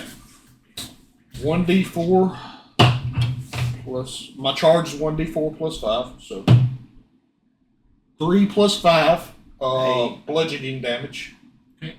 And what I'm doing is I charge up, I grab the javelin, and I stick it further into his chest. Okay. So it is definitely feeling that pain now. It's still alive. It's still moving its heads around and all that. It's not getting up though. So does It is grounded. does it fall down from the sky? Because it wasn't. Its wings were trying to flap, but it couldn't. I take flight. thought it was in the sky, but No, yeah. it was trying to take flight. That'd been cool. It was trying to take flight, but it couldn't, and all that. Uh-huh. So it's staying close to the ground. But now that you have done that, its wings are not moving. It's definitely grounded now. And am I able to back up, or am I stuck there? You're stuck there. Okay, great. Don't worry. Here comes your favorite human, Brock. who, seeing this, it clicks for once in his little head, is going to charge with his club, and is going to batter The javelin. the javelin. It didn't work. I'll go ahead and say it. It was 16. 16. Okay. While it did not hit the javelin, because the monster was shifting back and forth too much and all that, it was shifting back and forth. You didn't hit the javelin, but you did manage to break away some of its scales on another form of its chest, on another part of it, opening up another wound that sort of starts to trickle a little bit of blood. She does do that. Do another death save. Do you want to use a different D20? 7. This another fail. Another fail. One more and you dead. Oh my god. It is at this point that this monster stops moving altogether and it dissipates, vanishes right before your eyes. And as it vanishes, it sort of becomes like a black cloud of smoke and all that. Vanishes, and the javelin just drops from midair and hits the stairs. Monster, while it is still alive, has taken defeat and realized it can't do anything right now. So we might run back into it, maybe. Depends on the route you take. Rock, in his infinite wisdom, screams, "Come back, you coward!" At this point, the battle is over with. What do y'all do next? Keep in mind the condition in which all of you are in. Which one? I never took any damage. Which one of the? The only one's damaged is her. Which one of the guides? Is healing like those with? That would be Apollo. So I'm going to try to find him.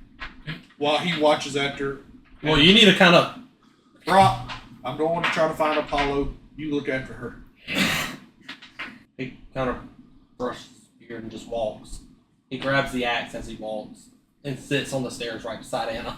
I'm going to try to find Apollo. Okay, so as you enter the chambers, you see that the gods are once again talking amongst themselves, scattered throughout the chamber and all that. The closest being to you would be Aphrodite and Hera, both. Zeus, Poseidon, and Hades are all speaking amongst one another. Hermes standing at Zeus's side.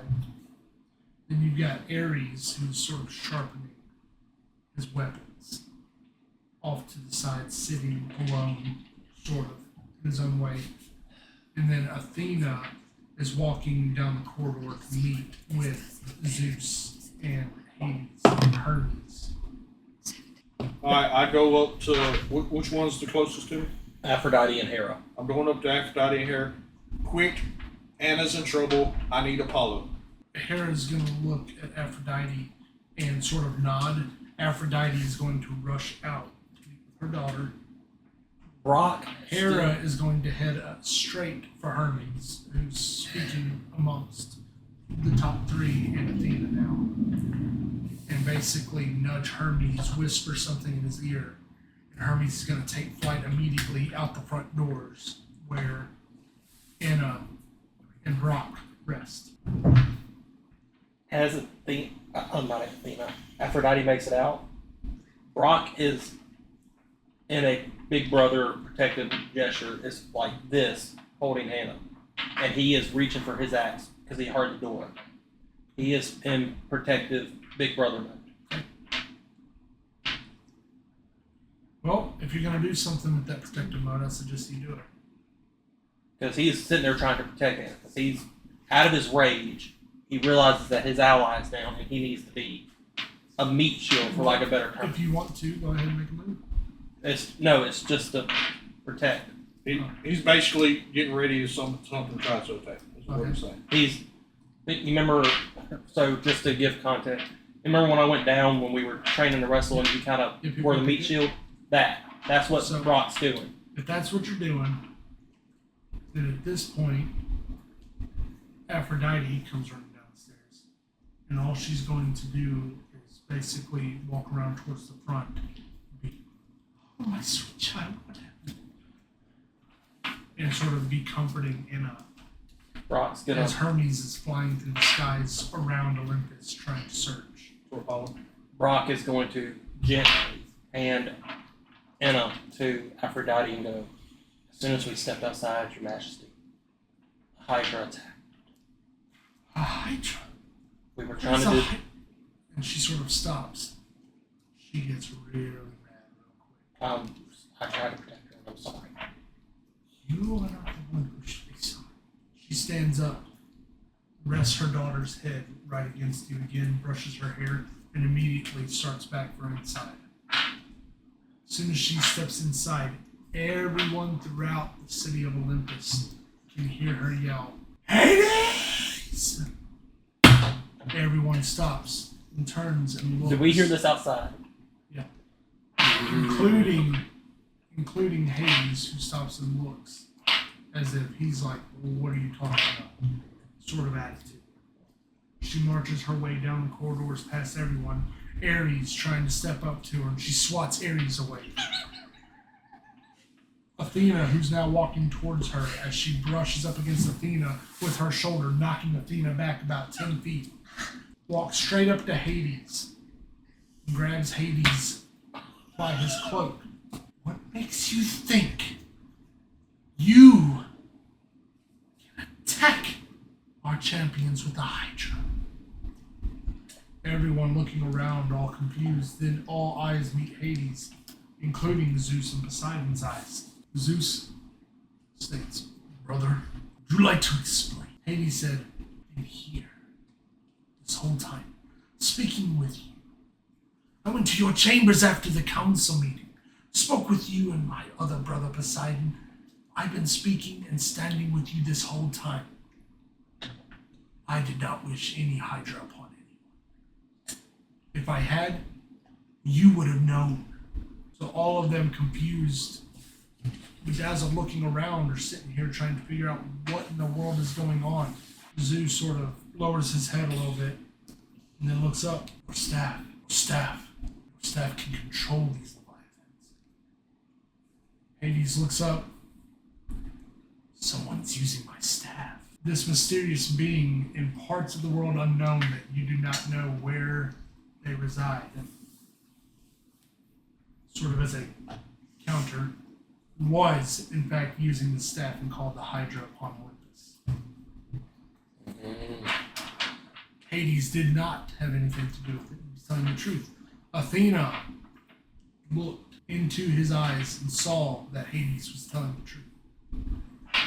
Athena said, "He is not the one who attacked. He cannot And he would not have. He was standing amongst the gods. He knew he would be smited. He would not be that gullible. But who did it? Who is doing all of this? And as all of this is transpiring, Hermes comes back with a figure. He looks like a pretty boy, which is fitting for Apollo. Said pretty boy. Walks into the chambers. My lieges. My ladies. What can I do for you? Aphrodite immediately turns around and says, outside, quick, it's Enna. So he follows Aphrodite outside to where Brock and Enna still lie. Enna is beaten up badly as far as the burns, the scars that she's got from that. Brock is sitting there weeping because he feels guilty, you know? Neres is currently has done made his way back out to.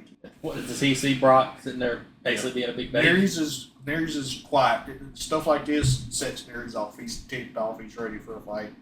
He's pretty much watching everybody, observing, and trying to figure stuff out while also getting ready to attack if needed. He's ready for someone to make the wrong move. Yeah, exactly. Apollo reaches down and with his hand touches your forehead, Brock flinches, saying this.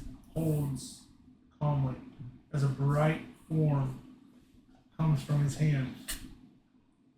And as the wounds of your body start to light up, all the burns through your body start to light up. When the light dissipates, there are scars. It is not fully healed, but you're bleeding and the pain is gone. You sort of come to. You're sort of confused about what's happening. What's happening? Brock lets her sit up on her own. He walks to. Is there a tree or a wall nearby that he can punch? There's a wall, a column, Brock's, and then a wall behind the column. Yes, for obviously the audience to figure it out, he is a simple man, but he is an emotional man. And he just punches the column in frustration and says, I failed to keep you safe. Around this time, Aphrodite comes out the door along with the other gods who are now standing amongst the steps, surrounding everyone. Did they hear him punch the column or something? Yeah. No. Some of them witnessed it since they were walking out around the time. Oh, shoot. So Aphrodite comes up to you, my sweet child, and just holds you. And just holds you and, wrapples you. She looks down to you, sort of conveying to you, and then, tries to talk to you. Are you sure you're ready for a quest like this? Yes, Mother. She looks up. She looks over at you, Brock, and Neres. Says, please, when you take this quest, protect her with your life. At this point, Hades whispers something in Poseidon in Zeus's ears, and then proceeds to look towards everyone and say, I do apologize, but I will be back momentarily. And he vanishes off the steps. After Hades leaves, I go up to Apollo and ask if there's any potions or stuff like that he can give us for our journey ahead. Because if something like this happens again, we have a way of healing. Apollo looks up to you, says, actually, I think now that you mention it, I can help you out. Later this evening, before you leave, meet me in the war room. I will prepare everything that you might need for this quest, at least as much as I can bear to expend. And Apollo stands up and he walks back into the tent. Hermes follows quietly behind Apollo, as if to discuss with him. Zeus and Poseidon have now turned to each other and are staring each other down with this intent of malice, this intent of rage. And as y'all stand, Anna, back up, and all of y'all make your way into... Well, I picked Anna up and put her on my back. That way she ain't gonna walk. Okay, so you pick her up and put her on your back for her to rest and all that as y'all walk Brock's going to be into... the last one to walk in because he's got to get his composure. Because he's going to stop. Well, he isn't going to grab but he's gonna be like, Lady Aphrodite, I'm sorry. Sincerely. Aphrodite sort of puts her hand upon you. Do not take this upon yourself, child. This is not your fault. If I can do anything in my power to help before you leave out on this quest, I will do so. Just ask. Yes, ma'am. And he walks inside, but if you watch Brock and Athena will figure it. He is still coming. He's still trying to get over I don't want to say PTSD because that softens it for people who have legitimate trauma from that, but his mental capacity right now is not fully there. His mind is still stuck in that flashback.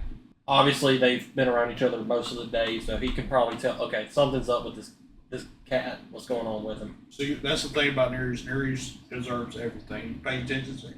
Nereus is kind of paranoid because Nereus has seen crap. So he's always paying attention to people, paying attention to surroundings, always. So, and I'll say this: the way you can tell when Brock is anxious is he's fidgeting with his hands, and the more worried he is, the faster it is. And I see this as we're walking toward the war room, so I figured that's what we're headed to. Everything all right, Brock? We'll talk about it later. you are half correct. Y'all are going to be heading to the war room shortly. However, y'all are taking Anna to her room first for her mother and her sisters to freshen her up and we're going to go do that right quick. I'll meet you in the war room, alright? Alright. Well, I'll take Anna to... Okay. So, fast forward now. Probably give it about 15, 20 minutes and all that for you to get her settled in there. You're making your way back to the war room, where Hermes and Apollo are standing outside the war room as the doors are closed. They stop all of you and are talking to you two. Hermes is saying, realize there's not much we could have done there, and I didn't expect y'all to be able to do much either. But I am thankful that y'all are both unharmed. And Brock just quietly, yeah. Like, even his formalities are off. Apollo sort of uprights himself, puts his hand on your shoulder and says, do not be alarmed. Anna is doing well now. I went in there and helped heal her a little bit more. She's stable now. She is conscious. She is aware of everything that is going on now. That ain't the problem, Apollo. I've seen this before. Out with a Hydra who was back at wolves, tearing an innocent man limb from limb. That man was my father. He touches your shoulder and he consults you. He says, I understand. But as I've seen it before too, it's not just you that things like that have happened to. And people have had to move forward. We all must move forward at times. But they end up sort of shuffling around a little bit.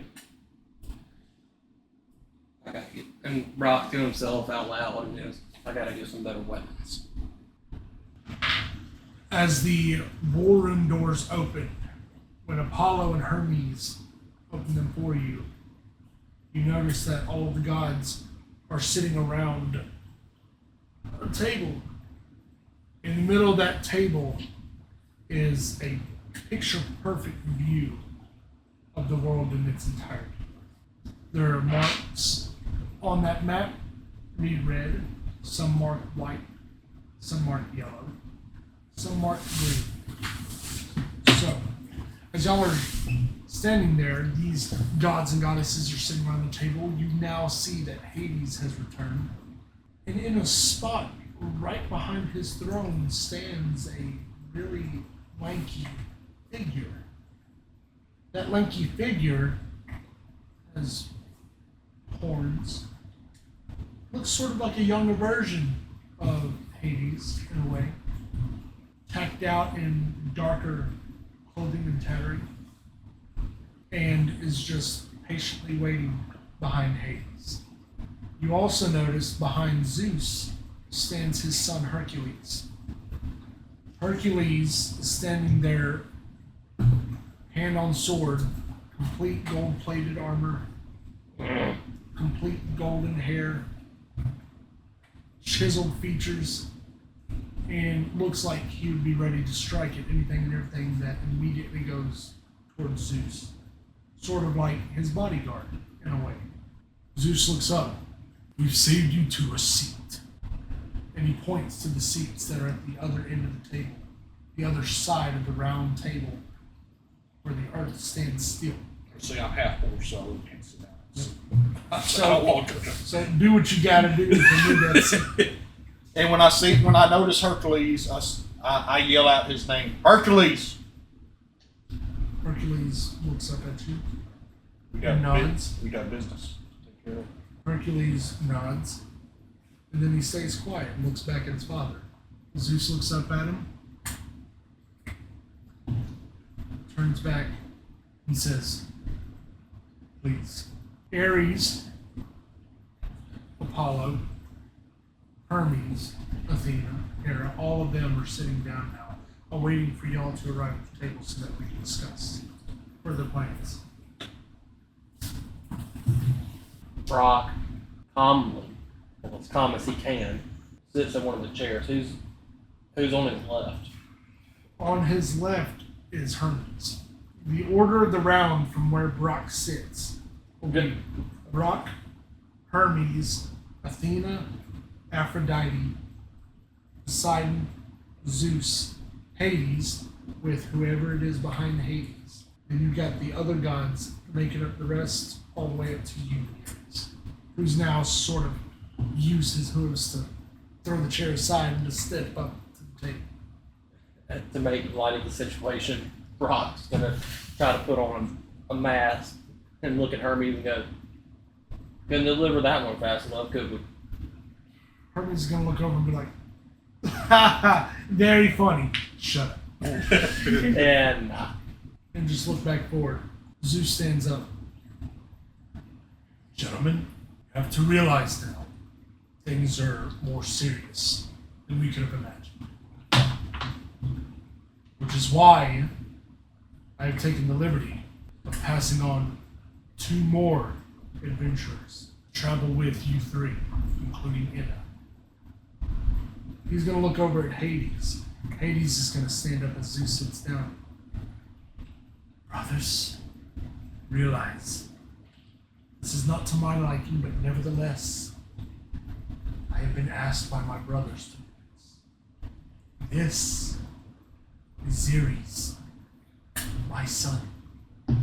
As methodical as they come, I might dare say more methodical than I am. Very quick-witted. Knows what he's doing.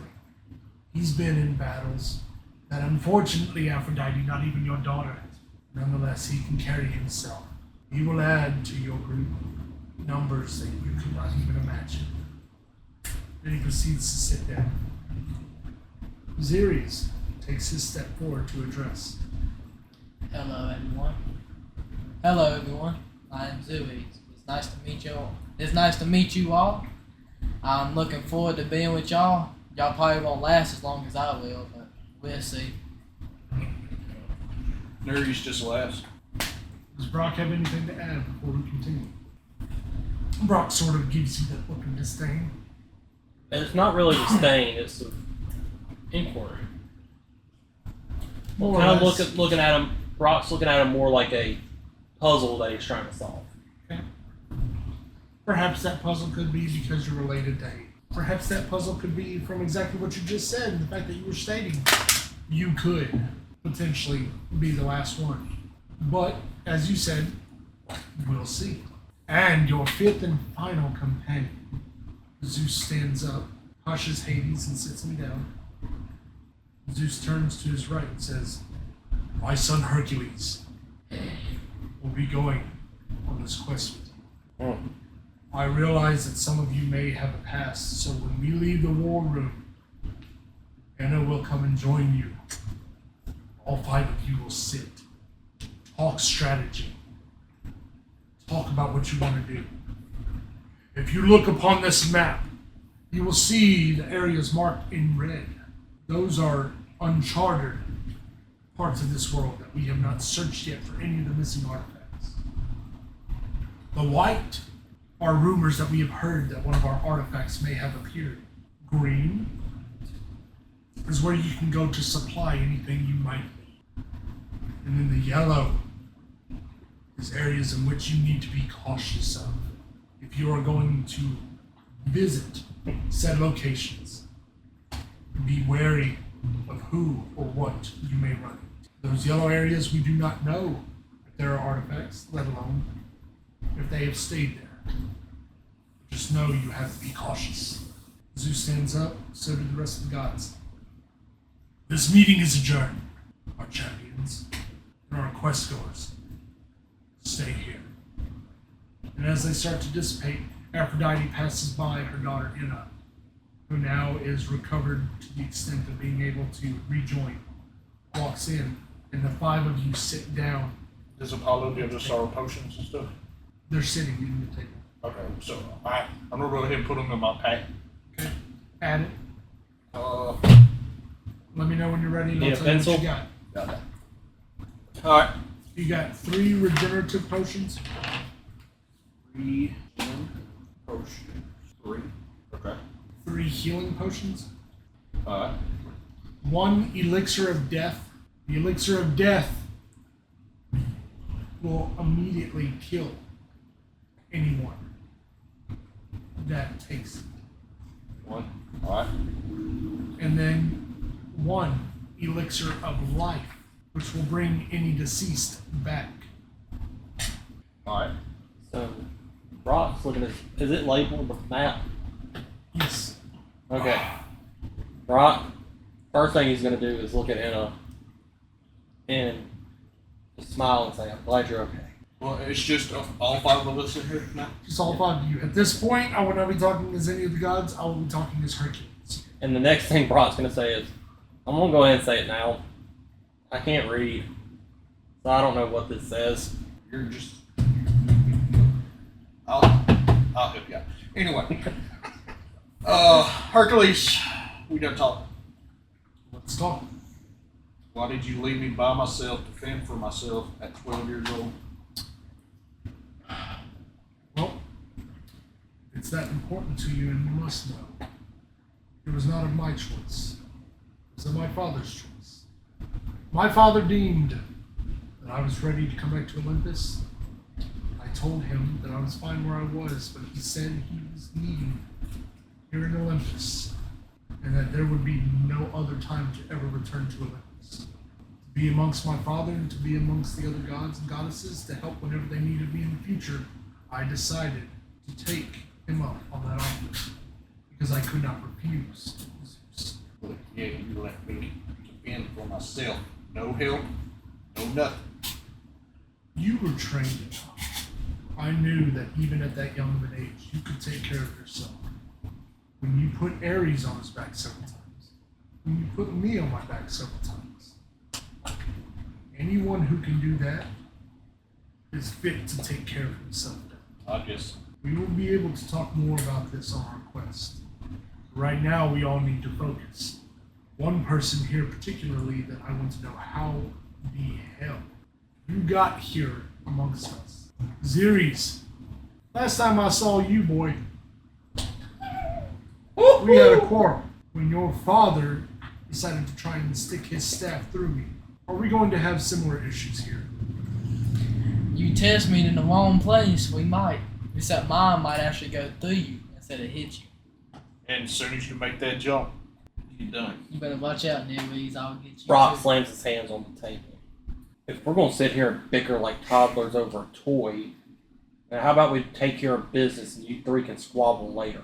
I'm trying to be pleasant, I really am. But obviously, Hercules, you and Nereus have issues. You have issues with the son of Hades.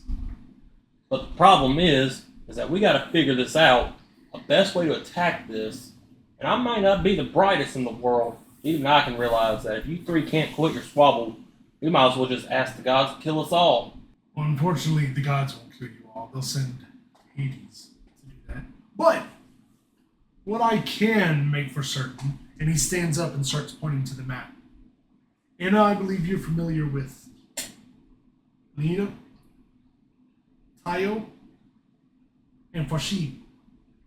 Yes. Write those down in your notes, everybody.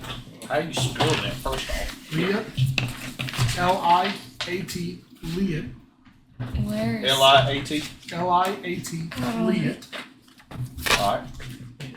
I'm just going to use my spell sheet because Brock will never get any spells. Leah? Why don't you choose this? Leah, Fashim, F-A-S-H, I-M-E. E-E-M, Fashim. Alright. Okay. Oh, I told you all the wrong. I'll get back to that. It's not the other one. It is Bordat. B-O-R-D-A-T. Okay. Alright. And what's the other one? I only have two. We There's got, three. we got Leah, Spell that one. That's Leah. That's one I don't know. L-I-A-T. L-I-A-T. L-I-A-T. L-I-A-T. So Leah, Fashim, and Bordat. So as he points to all three of these, you all look on with intensity to try and figure out. Notice the ones he's pointing to are white. Do we know which ones are rumored to be there? No. No, that was a question Brock was asking Hercules. Yeah, no. Hercules responds, no. We do not know which of the artifacts appear or have rumored to appear in these locations. However, we do know that they have been sightings of said artifacts being carried by an individual. Whether that individual left in there or anything like that, we do not know. But if it were me, I would make trips to there because they are not as cautious. They have been scoped out. And those are the first three that we see that at least one of us knows by training. You know? So that would be my speculation. But again, like our young adventurer right here, Brock, was saying, warrior, we need to come to a consensus of what we want to do. I may have some quarrels, but quarrels do not stop me with the fate of the universe and the fate of this world. You train me to do my duty to protect the innocent. That's what I'm going to do. Osiris, what is your thoughts? We just go at it. Fair enough. I know. Rock. First thing I think ought to be best is he pulls his club off his back. I don't know if some of my weapons are going to be up to par. Perhaps I need to go talk with Erebus about some adjustments to my gear. That won't be necessary because he has already made customizations to gear that we all will wear, along with Ares providing new weaponry. Alright. So, Brock grabs a piece of straw out of his pocket, puts it back in his mouth. Anna, which one of these places do you know best? That might be the best place for it. Bordat. That might be our best place to start. If we have somebody that knows that area the Sounds good best. to me. Maybe I can learn. And he tries to crack a joke. He ain't good at it, but because by the time we're done with this mission, maybe I'll learn to read and write. We can definitely make that happen. We'll try our best, no promises. And Brock just Hercules stands up as well as the rest of you do. One's already standing. But Hercules nods and states, we all need to rest. But in the morning, we will meet on the back slopes of Olympus, where an airship will navigate us to our locations. And then he Look, proceeds to walk out. Then there is, do we want to get our weapons before we go to sleep or right before we? At this point, you all, in your own perspective rights, have had somewhat of a crazy day, so to speak. Before- Some of them being brought in just out of the blue. before everybody separates and goes to bed, Brock's gonna stop in. I know it ain't much. Sorry that you got knocked down. It ain't gonna happen again. It's not your fault. It may not be my fault, but it is my way. I am gonna fix this problem. And he walks to hit the room that he was showing at the start of the session. That being said, everyone walks to their rooms accordingly except for Xeres. Xeres does not stay at Olympus. Yeah, go So back. he goes to re-engage with his father, who is still talking amongst the rest of the gods in the temple. And the night comes. Fast forward to the next day, breaking light, breaking day. Brock's already up and getting ready. Xeres is already waiting on the back slope. Brock, Just standing there, waiting. Brock's already is walking down and he looks. Morning, Aries. More. Anna gets up and starts heading that way. What is Neres doing as he wakes up? He's getting up and heading to the war room because when he was in there the last time, he kind of felt kind of weird.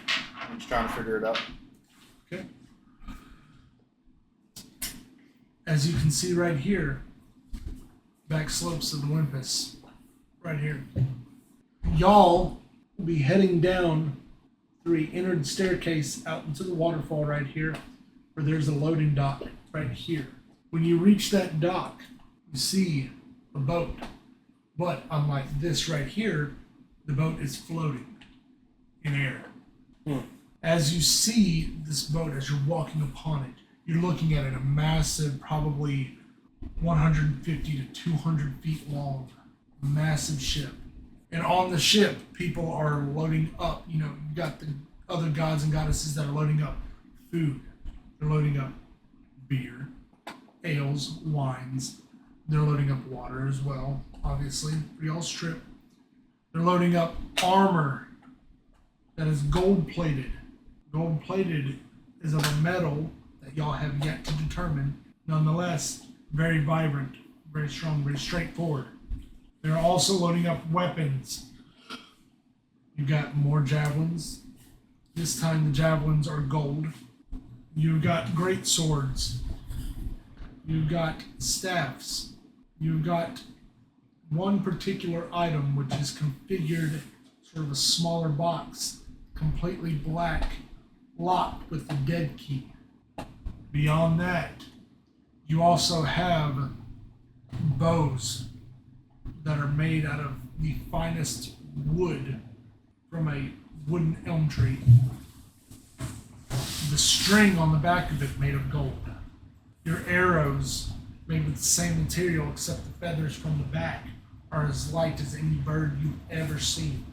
And the point on the front of it is of that same metal that y'all are trying to figure out.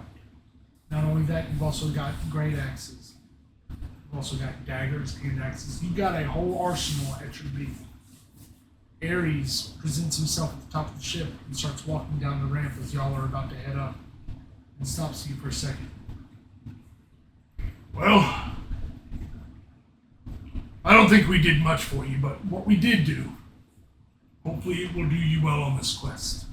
For each and every one of you, I have one opportunity to leave Olympus every year for wherever I'm needed, whatever I'm needed for. I have not used it.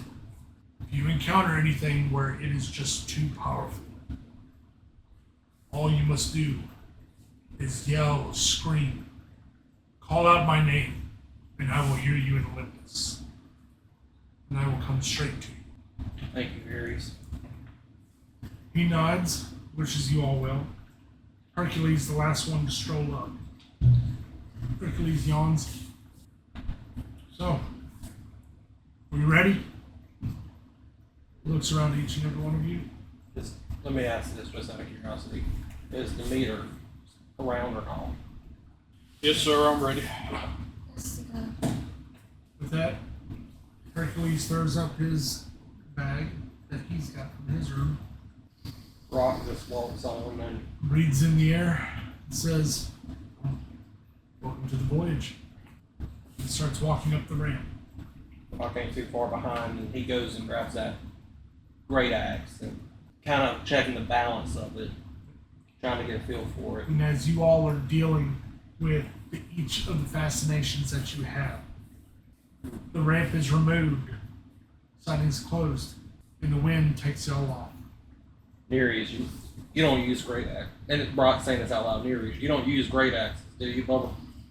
I'm proficient in any type of weapon, but I like swords and javelins the best. I think I'm gonna, if anybody else think I'm gonna use it, I'm gonna use this axe. Hercules, I know you have an affinity for every kind of weapon, considering that you took down the Nemean line with bare hands. whatever can help me, I use to my advantage.